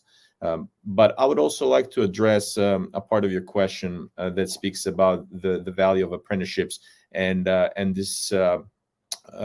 I understand that there's a large initiative here by the governor of New Jersey. I attended Data Symposium on Friday, where David Edwards, he's a chief vice president of academic affairs at Camden County College, has mentioned that there is a statewide initiative to evaluate any and every state job to determine whether a college degree is necessary for it. And I see Pavi's nodding. So this is what's going on within the state. That is true, and the knowledge and information can be found anywhere and everywhere. You know, there's so many providers of training. Coursera is there, and www.3.org websites. However, something that we learn as a college in our partnership with Google Education. Atlantic Cape is a proud partner of Google Education, where Google has provided Google certificates for free to our students who are enrolled in certain programs or courses. So the question was that we asked Google, why us? Why would you want to pick a small community college to be your partner? And the answer was the community that joins our training courses on online platforms has a completion rate of only 3%. So the problem that occurs is there's a lot of learners who jump into different types of certification programs online that are, some of them are even free. There's so much on the internet, but without that intricate self-efficacy and that natural inquisitiveness that you mentioned earlier, you know, there is no success. So what do we do with underrepresented populations? What do we do with first-time college students? We need to provide as much support as possible in terms of strengthening their communication skills, their language skills, reading skills, math skills, most importantly, throughout this process. So this is where college plays an enormous role in supporting students and learners by guiding them, holding their hand in the very difficult process of learning. When it comes to computer science, cybersecurity, data science, learning ceases to be fun, I would say.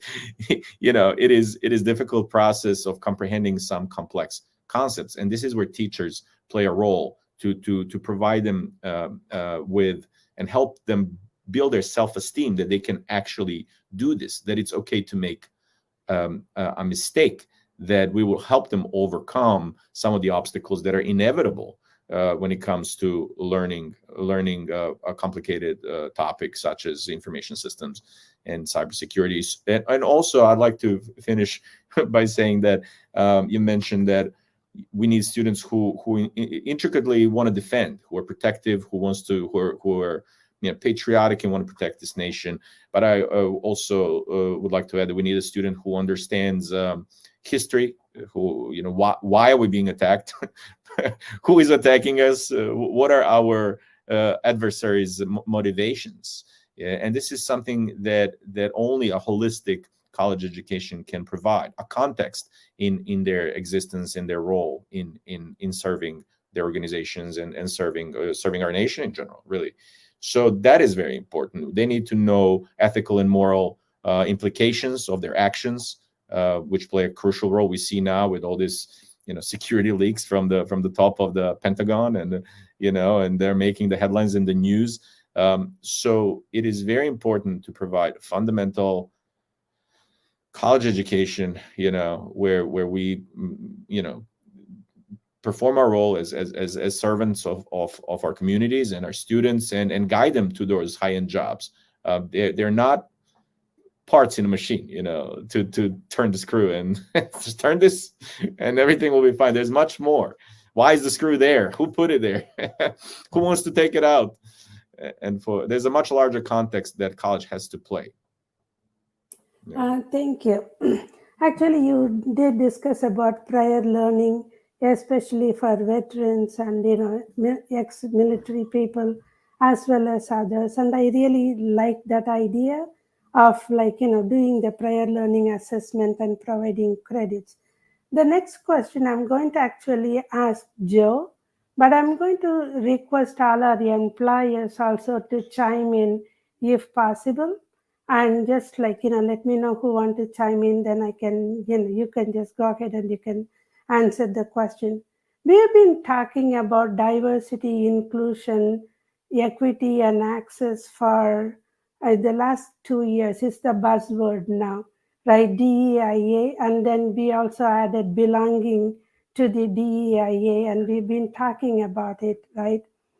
And my opinion, oftentimes people in rural area or even people don't even know such an opportunity exists or such a program exists and those financial support system is available that they can make use of, right?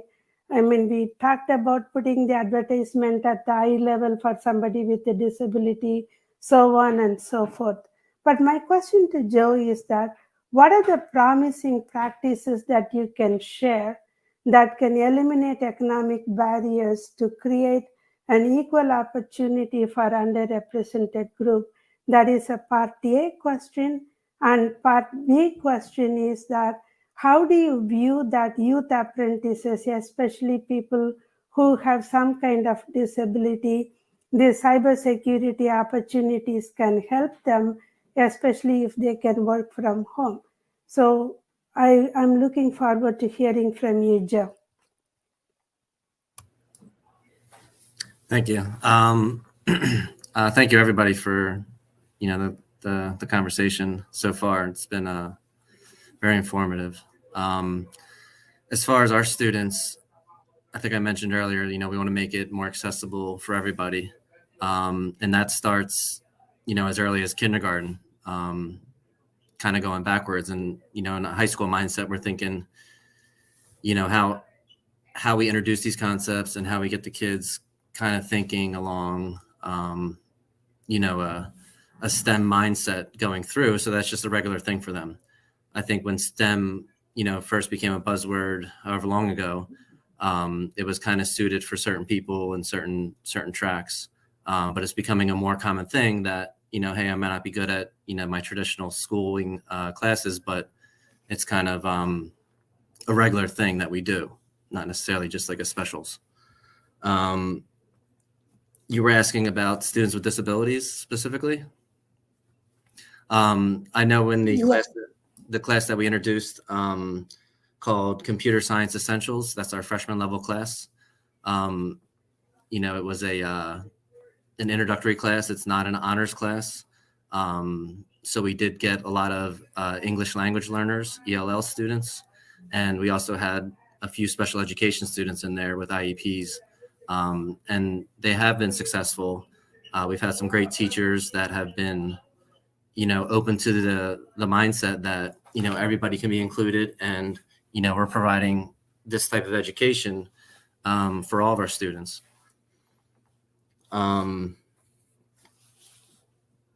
What was the second part of the question? And that's it. You answered it already about cybersecurity and people with a disability. Yeah, and to go on about, I've found it interesting, the conversation about the soft skills and the motivation.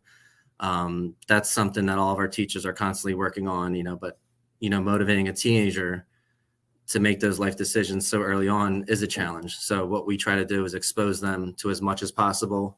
I think this cybersecurity pathway is one great option. We're working on others. But basically saying, whatever you do in life, you kind of need that drive and that motivation to come from within you. And we never know when it's going to happen with our students. Sometimes it turns on early for them, right at the beginning of high school. Sometimes it probably turns on later in college. So we just do our best to make sure they have the 21st century skills of, learning, kind of, whether it's looking things up for themselves, communicating, working in groups, collaborating, having the technical skills and the reading, speaking, and communication skills, which have been lacking more so than the past couple of years. So it's kind of a broad approach of kind of trying to prepare everybody for whatever career they might choose or end up being in. Thank you. Is any employers want to chime in on that question? Well, I can just, concur with Joe that, a lot of the basics need to be covered. And I'm glad you see that, fortunately, we're in New Jersey. And so I like to think that New Jersey has a very good education system. I'm a product of it myself, going to Egg Harbor Township, Oakrest, Stockton myself.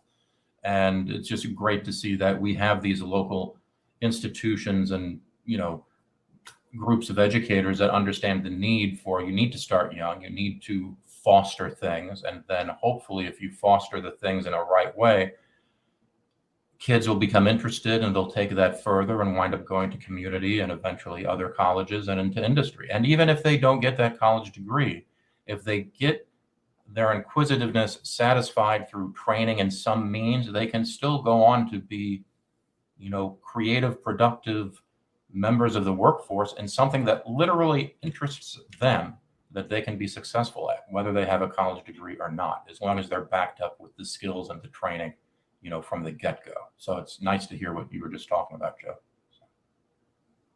And it's not the very important, the final question that I would like to ask Pavi. Can you speak about some policies that the State Department or in general the states have adopted to promote best practices in career pathway conversations with all stackable skills that we are currently working on? Sure, Padma. But before I just jump onto that question, I just wanted to, first of all, thank all our partners here. You see how robust this team is.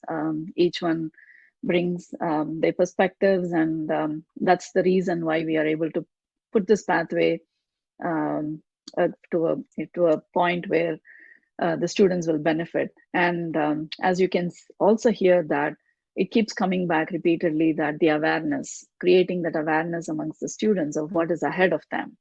So I think Bo was saying that in one of his responses, that we are going to have a Cyber Day on June 1st, where we are actually bringing 100 students from the Atlantic City High School to that event to just expose them to what is ahead of them, to make them understand what is this pathway and what are the opportunities that is in ahead of them, and also having some hands-on experience. It's just not about talking, but immersing them in some hands-on experiences that will actually spark their interest and make them curious about it. So and the other part was, even we were fleshing out this pathway, it came up very, very strongly that building that foundational skills in good communications and math is super important. So as part of the pre-apprenticeship or the high school programs, we already had in place boot camps for these students, which will prepare them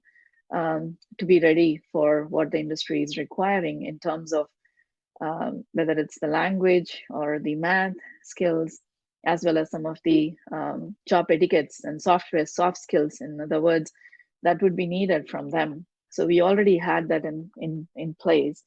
And the most important thing was, when we hashed out this proposal, we also had a place where these students will be mentored and coached as they go along the way with the counselors at both ends.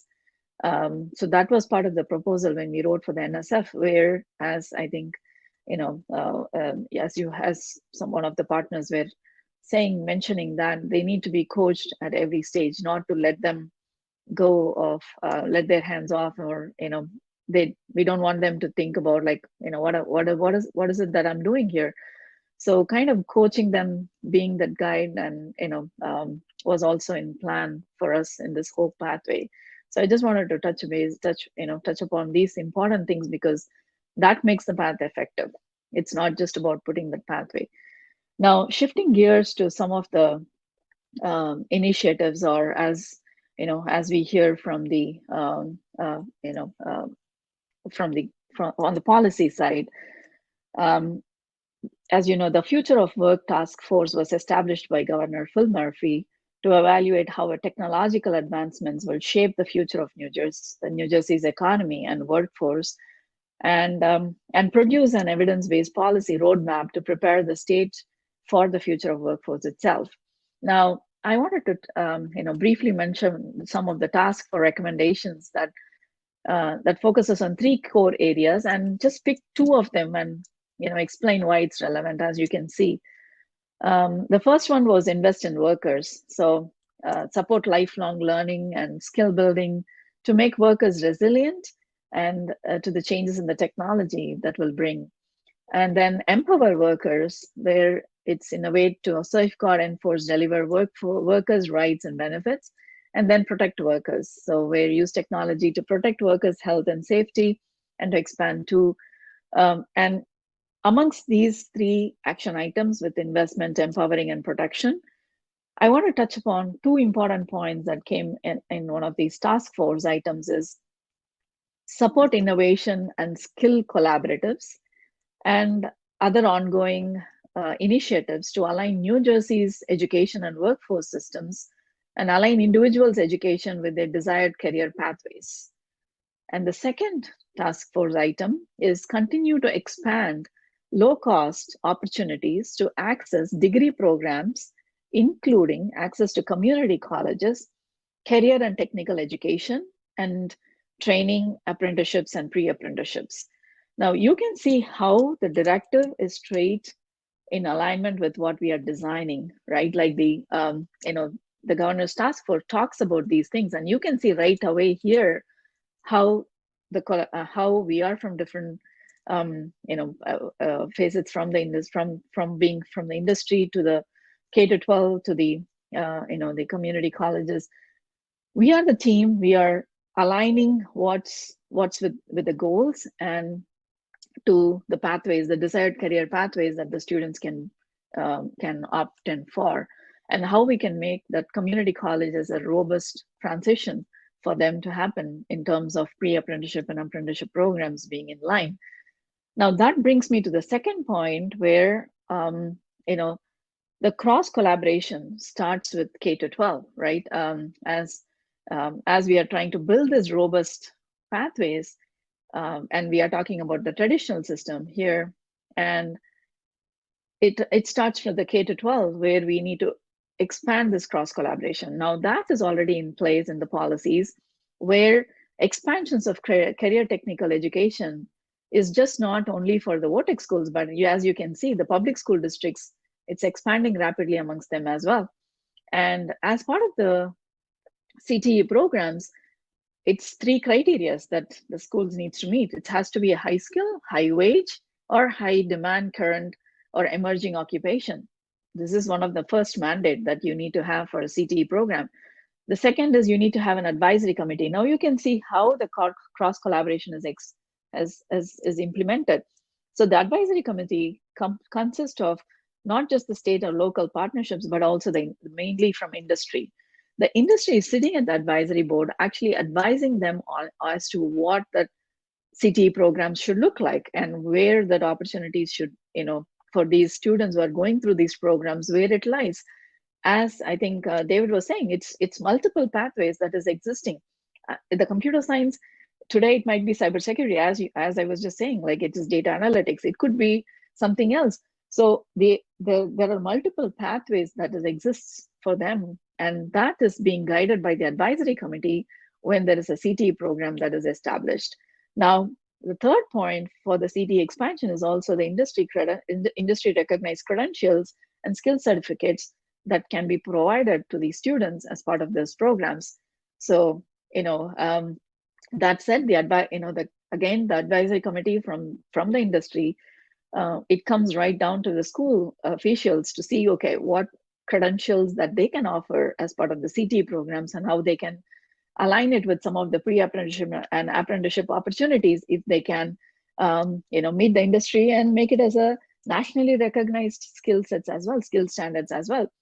Now, as the CT starts in the high school, but it actually percolates to the middle level as well, where where the middle school students get the career exploration into different CT programs that exist within the school districts, and they have the opportunity to experience what it looks like and bringing that career awareness as early on stage.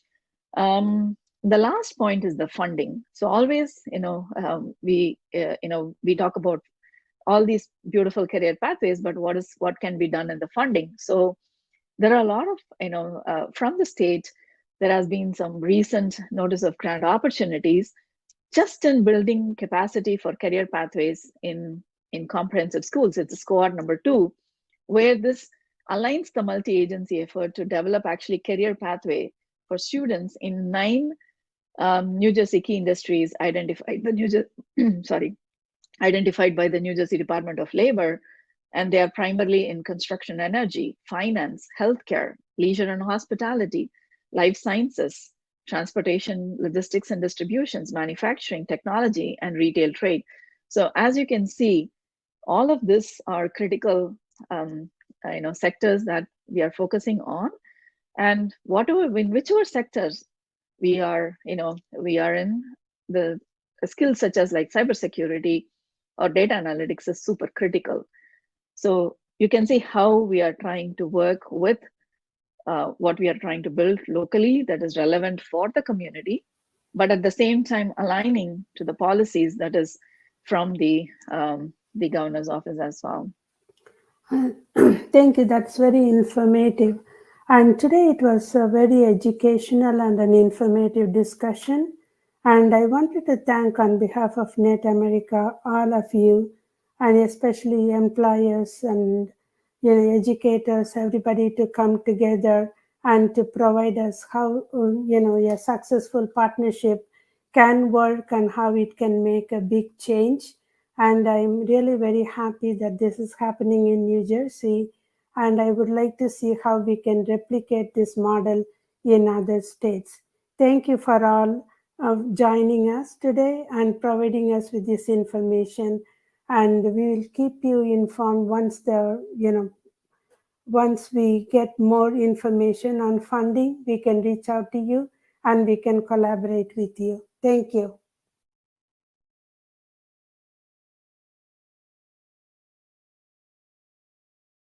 Our second panel discussion today features panelists discussing opportunities and sustainability for a youth apprenticeship in the tech industry. Our moderator today is Sandra Blackman. Sandra joined Rossalynn Community College from a strong background in workforce development with an emphasis on building employer partnerships. At Rossalynn Community College, she is the Director of Workforce Innovation and Industry Partnerships. She is responsible for developing and executing an institutional industry engagement strategy, as well as designing responsive workforce development programs tied to industry need. Sandra also builds relationships with regional employers to increase career-connected learning opportunities for degree-seeking students. Prior to Rossalynn Community College, Sandra worked at New Jersey Community College Consortium for Workforce and Economic Development, where she served as the Director of Strategy and Workforce Partnerships with a focus on the healthcare sector. As the Director, she oversaw 2 centers of workforce innovation that work to build career pathways with aligned curriculum to be shared across educational partners. Sandra began her workforce development career at Fairleigh Dickinson University, where she served as the Director of the Retail, Hospitality, and Tourism Talent Network. She worked closely with employers to identify skills gap and align education with industry to prepare a more skilled workforce within New Jersey.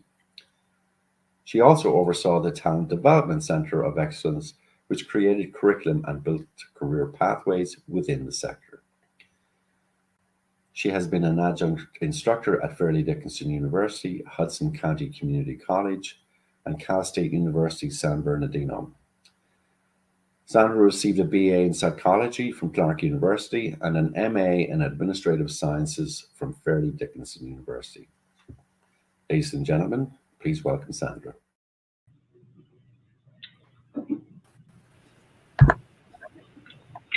Good afternoon. Thank you so much for that wonderful introduction. It's always nice to hear your accomplishments and your bio when someone is speaking about you. So I am so honored to be here.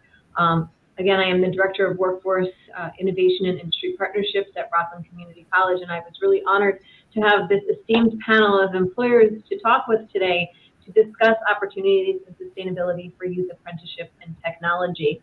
So what I'd like to do first, so that we all know who's here with us today, I'm going to just call on each one of you individually for a brief introduction as I go around the room, and then we'll get into the discussion. Does that sound good? We're all set. Okay, so first, Dion, can you give us a brief introduction? Yes, and obviously thank you, net.America, for inviting to participate in this discussion. I am Dion Norrells, President and CEO of iHealth Innovative Solutions. We are a health IT company located here in Washington, D.C.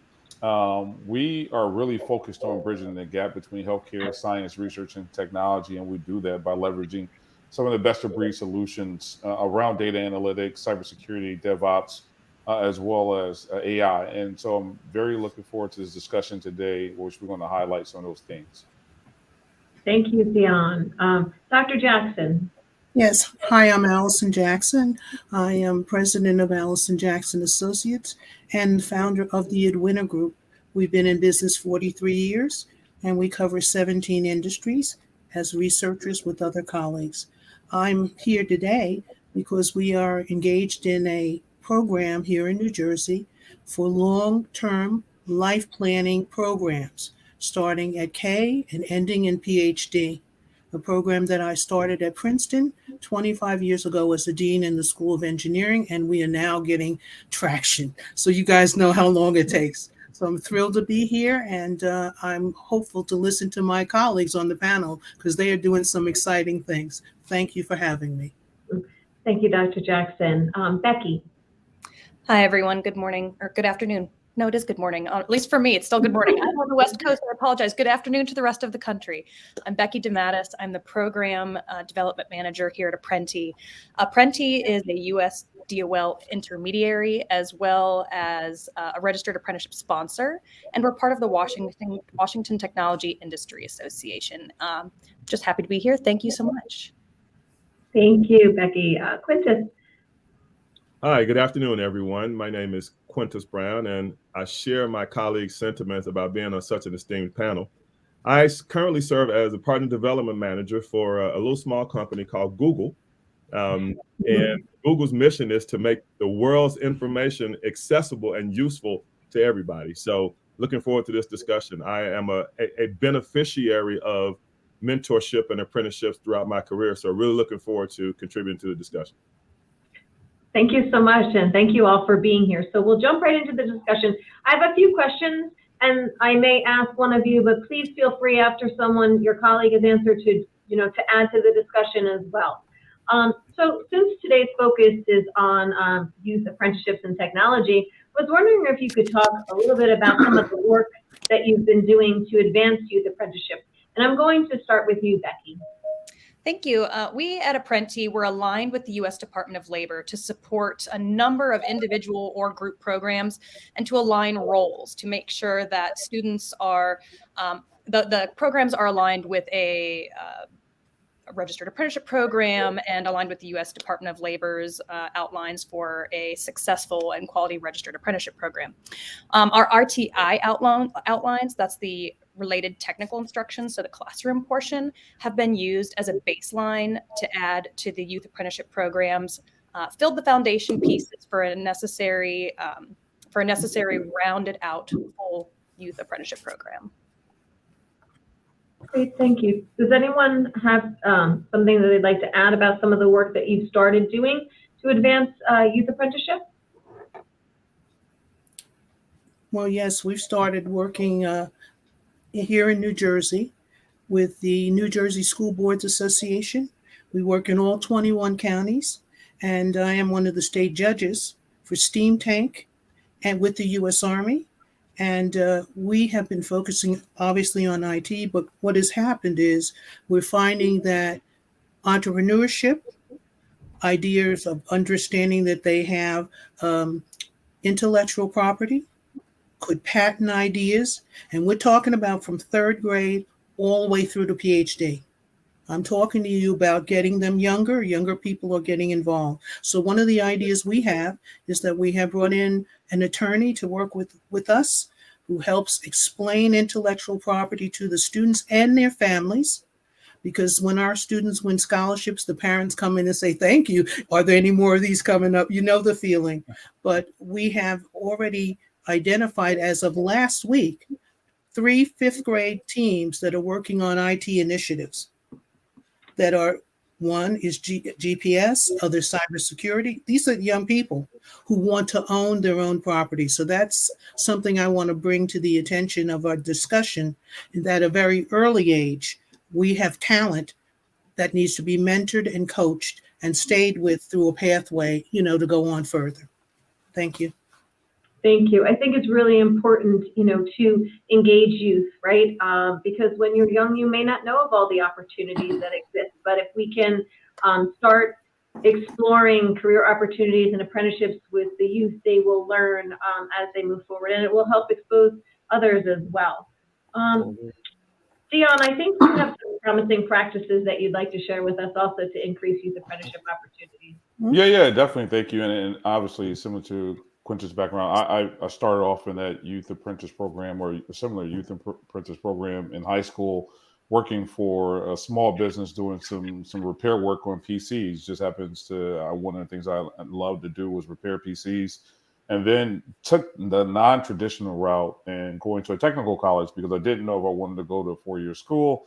And so began to work and develop some great things there, Dunwoody College of Technology in Minneapolis. But from my perspective and looking at this from a 360 and now being able to help and assist, it's really about employer engagement. And so really looking at the cost of developing some of these programs, it is substantial. And so you have to have the right investment aligned with your business strategy to understand where the growth and opportunities are going to exist and be able to bring the young workforce development into some of those opportunities. Obviously, the time it takes to become, obviously that journey worker, it helps build the momentum as well as spend some time on helping them better understand, just not stopping here, right? Just not stopping at the college degree, going beyond the associate's degree and really looking at certifications, right? And so when you're in that middle ground, the best case scenario is if you don't want to spend time on the education right now, is just go and get certifications.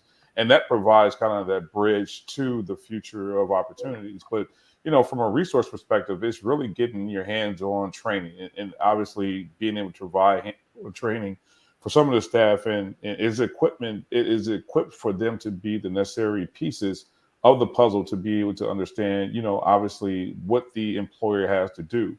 Some of the things that obviously what we've been doing is building partnerships and ecosystems. And so we've been engaged in our community, what it looks like from apprenticeship solutions and align ourselves with Hood Smart, which is a local nonprofit organization that is keen to helping kids understand STEM and really what that means and looking at it from different aspects of whether it's technology, whether it's science, whether it's AI, whether it's video augmentation, just having them bring in new ideas and which we'll be able to foster and really trying to align ourselves with that. And why we did that was we really want to see what the data supports, right? We always talk about what the data supports. And right now, recruiting and engaging youth is going to be detrimental for our ecosystem of opportunity for individuals who don't have access to certain opportunities. One of the other things, obviously, we've been doing is establishing partnerships with HBCUs. And this takes it a little bit further, is that I sit on the committee for SBA Thrive, which is the existing emerging leaders with SBA. And here is where we create that partnership of opportunities for individuals. And I have companies that reach out to me. So we create these pool of resources that are aligned with these different agencies and that or will be supporting different agencies, but working through vendor partnerships, which allows us now to be able to get individuals in to understand laboratory science, understand AI, and really looking forward what AI and cybersecurity is doing, and more so on the cloud side. Also, Page Education, you see, I am a huge supporter. I am also a paid scholar. So, being able to come 360 and sit on that board to help them understand where we should be making the right investments from a technology standpoint and a resource investment standpoint, to have them see, we should be looking at technology as a whole and really on the healthcare side. And obviously, just doing our part in trying to make sure that we are present in everything that we do, because I am also a recipient of being able to go and being able to travel those different bridges. So I understand what that path looks like. Thank you, Dan. Employer engagement is so important, right, in all of the work that we do. And I'm on the education side, and that has been the foundation of the work that I've been doing for the past 12 years. It's really engaging employers in the work that we do. And apprenticeship is really the perfect marriage of the related technical instruction and the employer. So we have the employer and the educator working together and achieving that balance, and also giving opportunity to grow. And so during, if I could just add to that, one of the other things that is often overlooked is that apprenticeships is a way to start understanding how to build relationships. Because early on, as young people, we tend to think we know everything, but when we're engaged in an environment where we can learn from others, that learning environment creates the opportunity to build a bond with that instructor that over time becomes a relationship, when that instructor recognizes that that student or apprentice may have a certain skill set or a certain competitive advantage in the way that they learn, that they interact with others. And so that often becomes the foundation for a mentorship. So apprenticeship builds relationships that creates mentorships. I like to think of that as a continuum. So just wanted to add that. Absolutely. And actually, one of the questions that we were going to talk about, we'll start now because you mentioned mentorship. How important do you think mentorship is, and what impact does it have? I've been a proponent of mentorship since I've started this work. We've looked at peer mentors in the education system, but in the, it's so important. So if anyone wants to talk about mentorship, Quintus, if you want to start, since you started talking about mentorship and the importance. Sure. I think mentorship is critically important because sometimes ignorance can be bliss, but oftentimes ignorance can be fatal if you don't know your environment or don't know what to say or what not to say in a certain circumstance. And so mentorships also can kind of be bifurcated. There can be formal mentorships that are structured, where there are regular meeting times and there's a specific agenda of things you talk about. Then there's the informal mentorships where you may just be hanging out, listening to help that person not only grow in their vocation, but to expand in life, right? So it's important that an apprentice have both, right? The formal mentorship will help you to matriculate through that corporate environment, but that informal mentorship will help you matriculate in life. And the combination of the two create the opportunity to have just a successful living experience.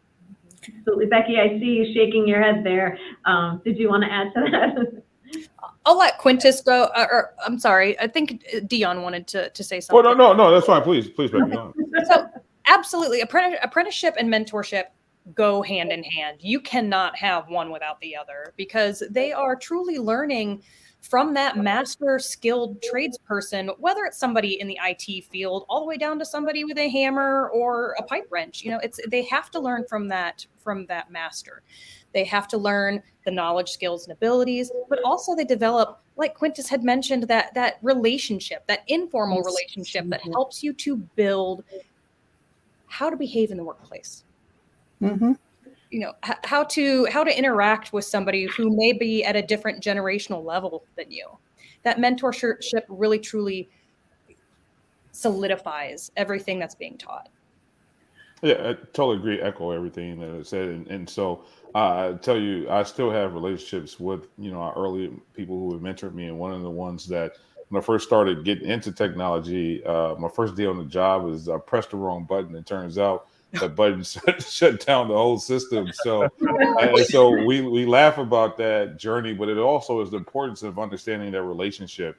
And so we've been able to have dialogue about me thinking that I knew everything early on and understanding that I didn't know everything. And so that helps when you have that dialogue and that discussion about the importance, not only on the side of business and technology, but also on the personal side to help you understand, relationships are important. Having a drive is important. Understanding your growth and continuing growth is important. And I think that has been a stellar piece that I have had obviously instilled, and I try to give that back to this day. Well, I'm the founder of Men and Women Mentors for the state of New Jersey. My co-chair was the Lieutenant Governor, 2015. We won the national prize. So let me talk to you about mentorship. Okay. We had 21 businesses, 600 mentors, but we learned a lot. And some of the things that I am practicing today in the business is what I've learned from those companies that we're doing now with the opening of a brand new advanced manufacturing center in New Jersey, in Gloucester County.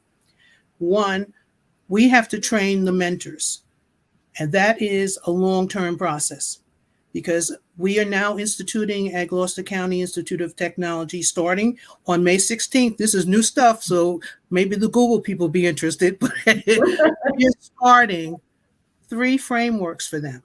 So you own a company, you're a business working with the students, but we also include families. I'm the founder of Parents as Champions for STEM in New Jersey to train parents how to work with business leaders and schools for their children. So we're bringing them all together in a life plan initiative that says, yes, you are the business owner, but we want to have resources behind you, as you mentor, because some people sign up, get on a committee, and then maybe their job changes. Mm-hmm. Well, who takes over when you leave? What we're trying to do is to, like you mentioned, Quintus, in the beginning, that other informal relationships, which are so important, because people think that, I've got somebody working with me, but next week that person may be gone. So 3 frameworks, you will see them in the virtual booth that I've given you. We've got 5 partners in that virtual booth, and they all do different things in apprenticeship. But one of the most important things I want to say is that we've had some wonderful coaches and mentors here in New Jersey over the years, excellent people, but they get burned out without support, or they get different initiatives given to them. And we need to learn how to fill in, and that's what we're working on now, with resources to support them so they can support the youth that we're trying to do. I also have single moms, grandmothers, okay, because we've got a lot of family members that have got to be involved in this. And so some of our business people are beginning to expand to including the family. And our single moms went through a program with PSC&G recently. 40 of them, 29 of them graduated and went on to jobs at $40,000 a year, which was a very big increase from their salaries at McDonald's. And this was all through apprenticeship and coaching and mentoring, and they are still with the company. So I think that what we want to do is talk about apprenticeship from levels. Obviously, the target youth and adults that we're working with, but also our business leaders in terms of what they're trained to do.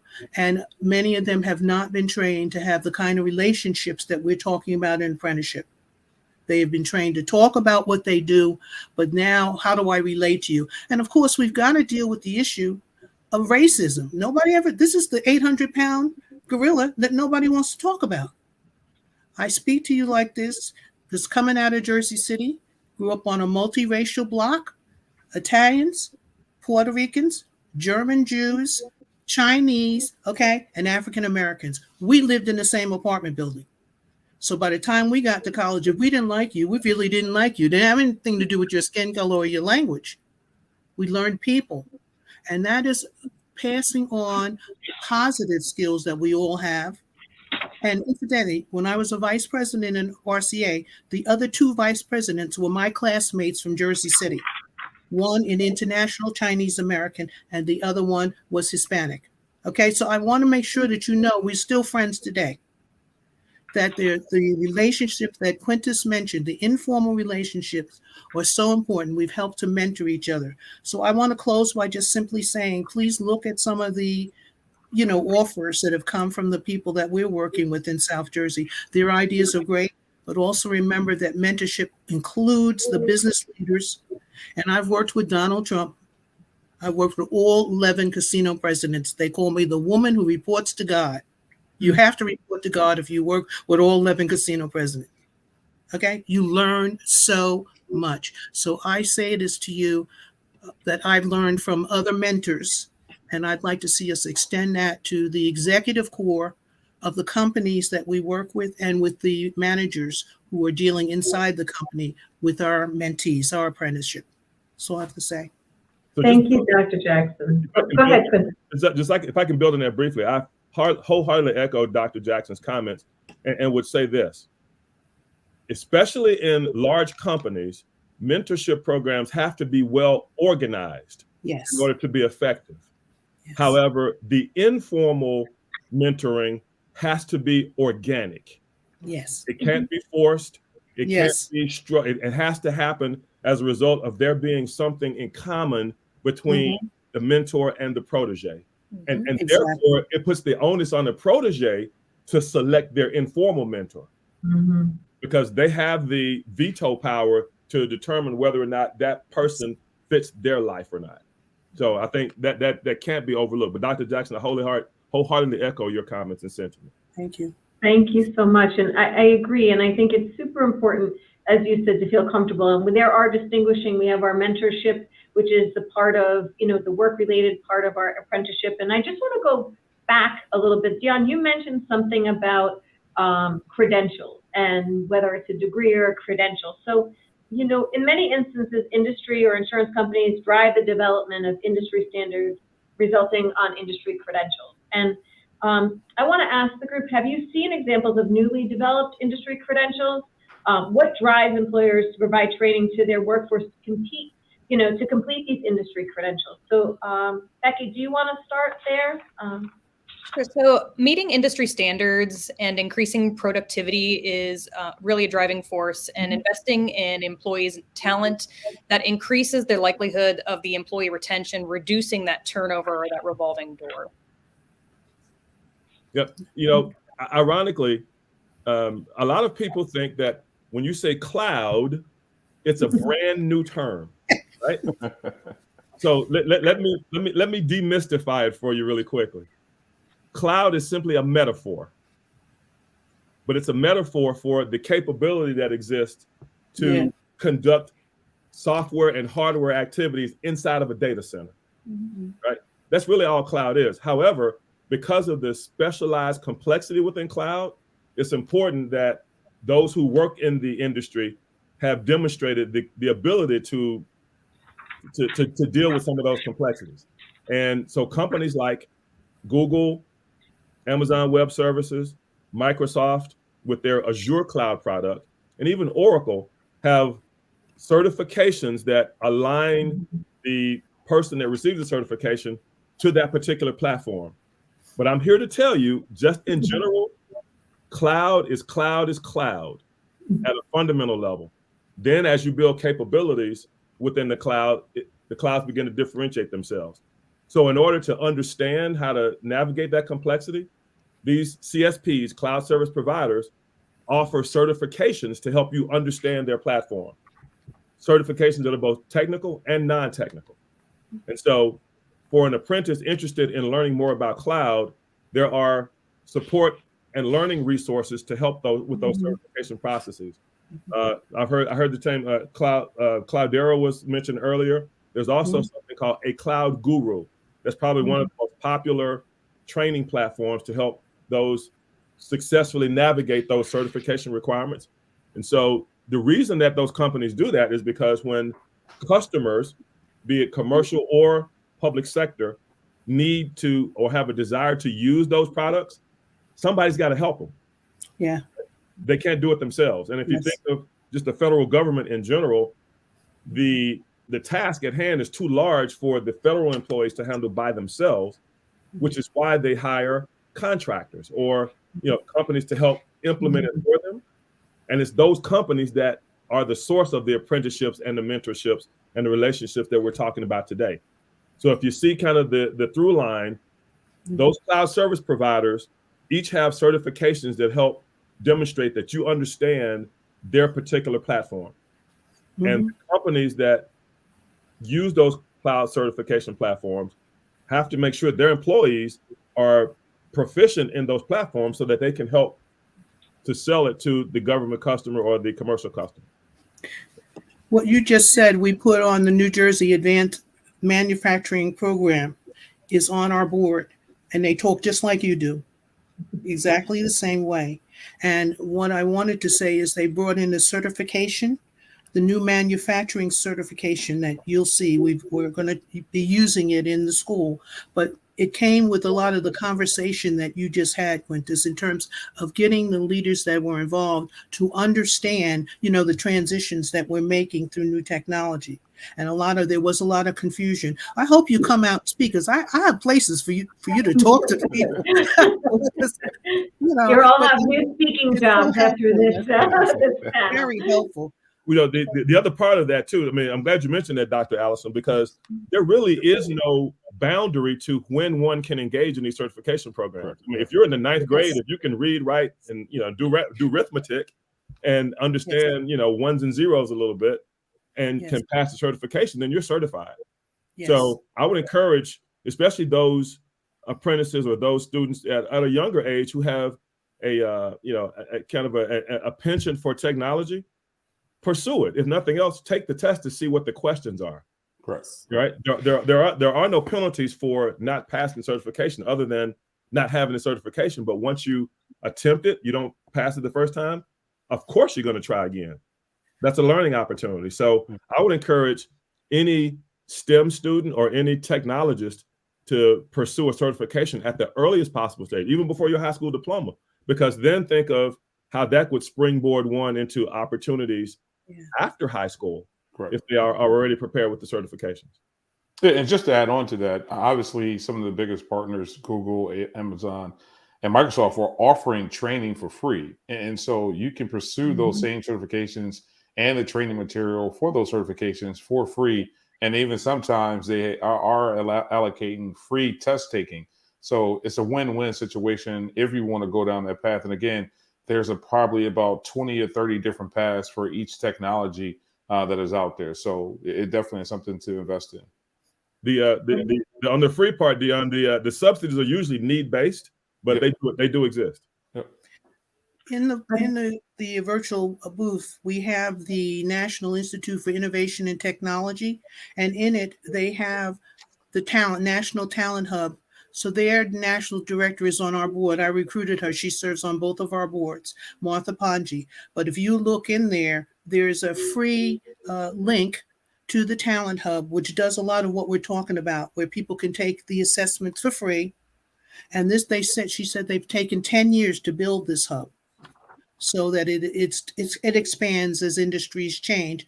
But exactly what Quintus just talked about, that's exactly what they're trying to do, is to get the word out and the access out for people so that they can get into changes that are occurring, and that they can practice, do self-assessment, which is so important, privately.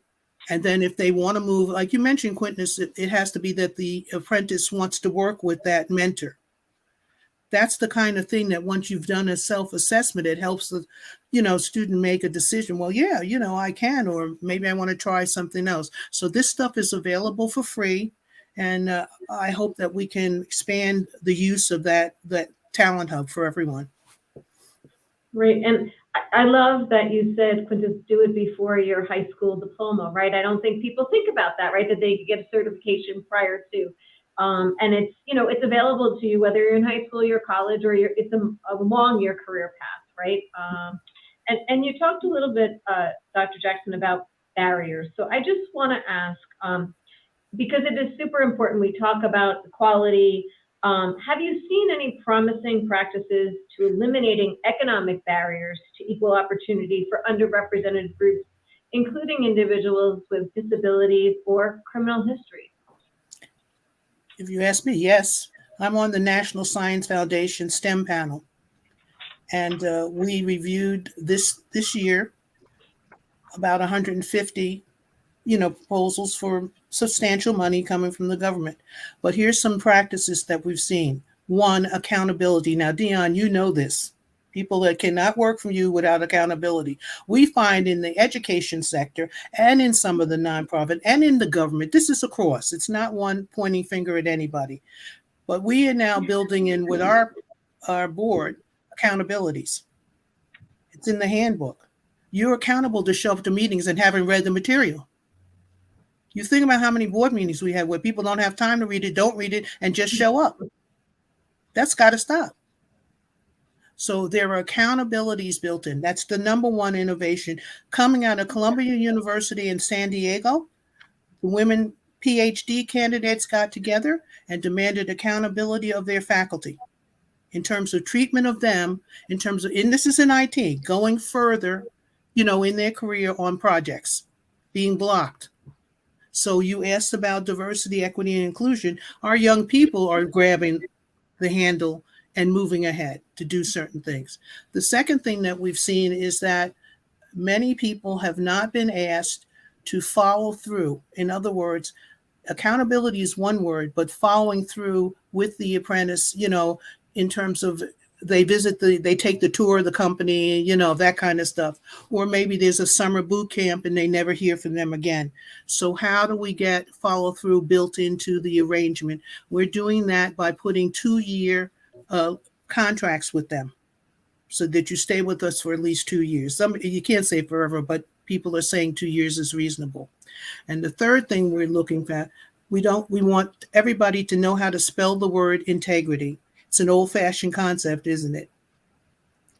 But when you're dealing with so much lying and backstabbing and bullying, even some of our greatest talent students don't follow through because somebody is bullying them. And we've got to teach tactics both to the students and the people that are mentoring them. What are the positive things we can do with you, to help you withstand that? My best math student right now, 6 foot tall, 200 pounds, and he on basketball team and football team, but he's interested in math. So the people that we get them from MIT and whatnot, math and baseball, math and basketball, math and football, it's in there in these things. But the only thing they see in this young man is that he should be an athlete, but his mind is where he wants to go in math. So I'm just saying, and let me tell you, I've been saying to him, you can't play math. You're not doing good. Why don't you spend more time on a team project? So we're trying to get him on a team project that includes his interests. I say this to you because we're learning from the students, in terms of what they are interested in. And we have got to find tactics around the barriers. And the 800-pound gorilla is a group of students that say to me, oh, well, the Egyptians built the pyramids. And I just said to them, the Egyptians are African. Excuse me? What continent are you on? That's all that kind of stuff. People don't make the connections. If I can share a personal anecdote, yeah, my youngest son plays baseball at Wake Forest. Right, it's a high-end academic institution, but the key understanding for him is that he's a student athlete, not an athletic student. Yeah. Thank you. Yeah. Right. So it's important that even our gifted kids, gifted physically, recognize that gift only manifests itself through further education. Right. Right. And that the priority has to be a student athlete, not an athletic student. Correct. And mathlete is an athlete. All right. We're just about at time. So before we close, this has been a wonderful discussion. I think we could go on for hours, I feel like. But I just wanted to go around and see if you could leave us with one last words of wisdom, something that you didn't get to share about youth apprenticeship, or something that you wanted to share with us I'll start with you, Dion, and then we'll just go around. Thank you. Yeah, no. Thank you again, and obviously thank you, net.America, for hosting us and with the obviously prestigious guest panel.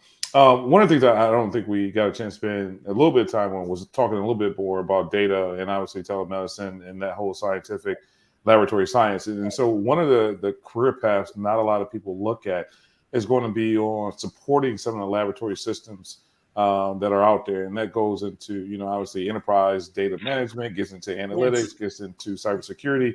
But I think that is an area of interest where, from an economic standpoint and a diversity standpoint, we need to see more individuals in this space because it's not so much heavily tapped within the people who look like us, who are representing, who are also representing and also pursuing some of these things. And again, it's really from all different data sets, right? From precision medicine, from drug development, from medical diagnostics, from dosage, user error reduction. You can go on forever. It gets into gene editing, fraud detection.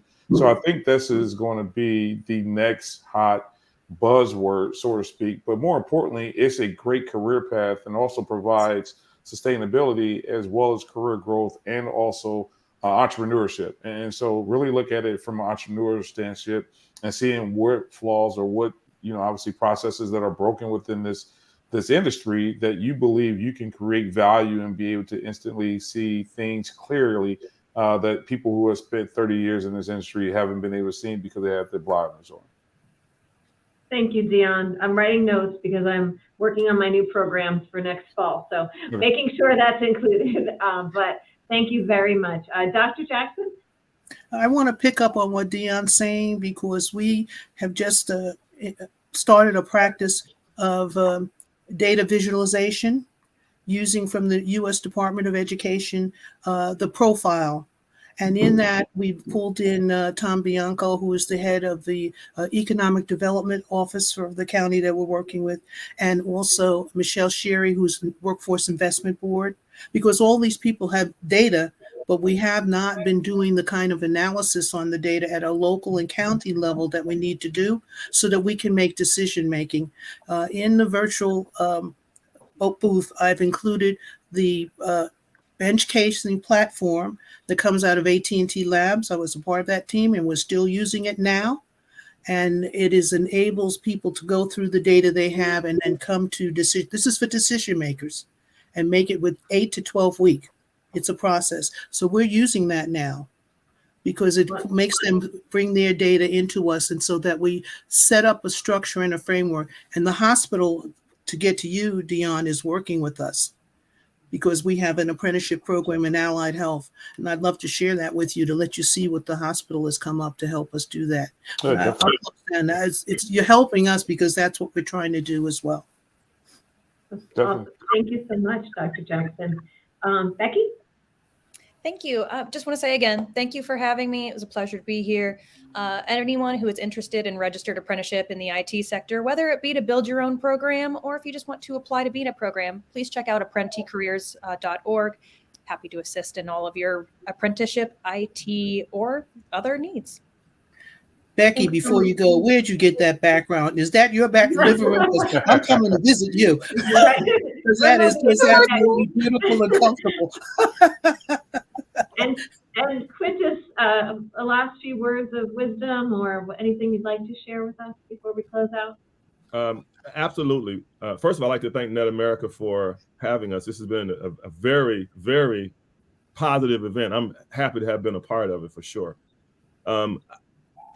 I would offer apprentices and young STEM students to focus on opportunity as a whole and not in specific. And what I mean by that is there are tons of opportunities in state and local government and federal government, in addition to Fortune 500 companies. And oftentimes there's a symbiotic relationship between Fortune X companies and governments, because again, governments don't always have the physical resources to execute the tasks they need to complete their mission.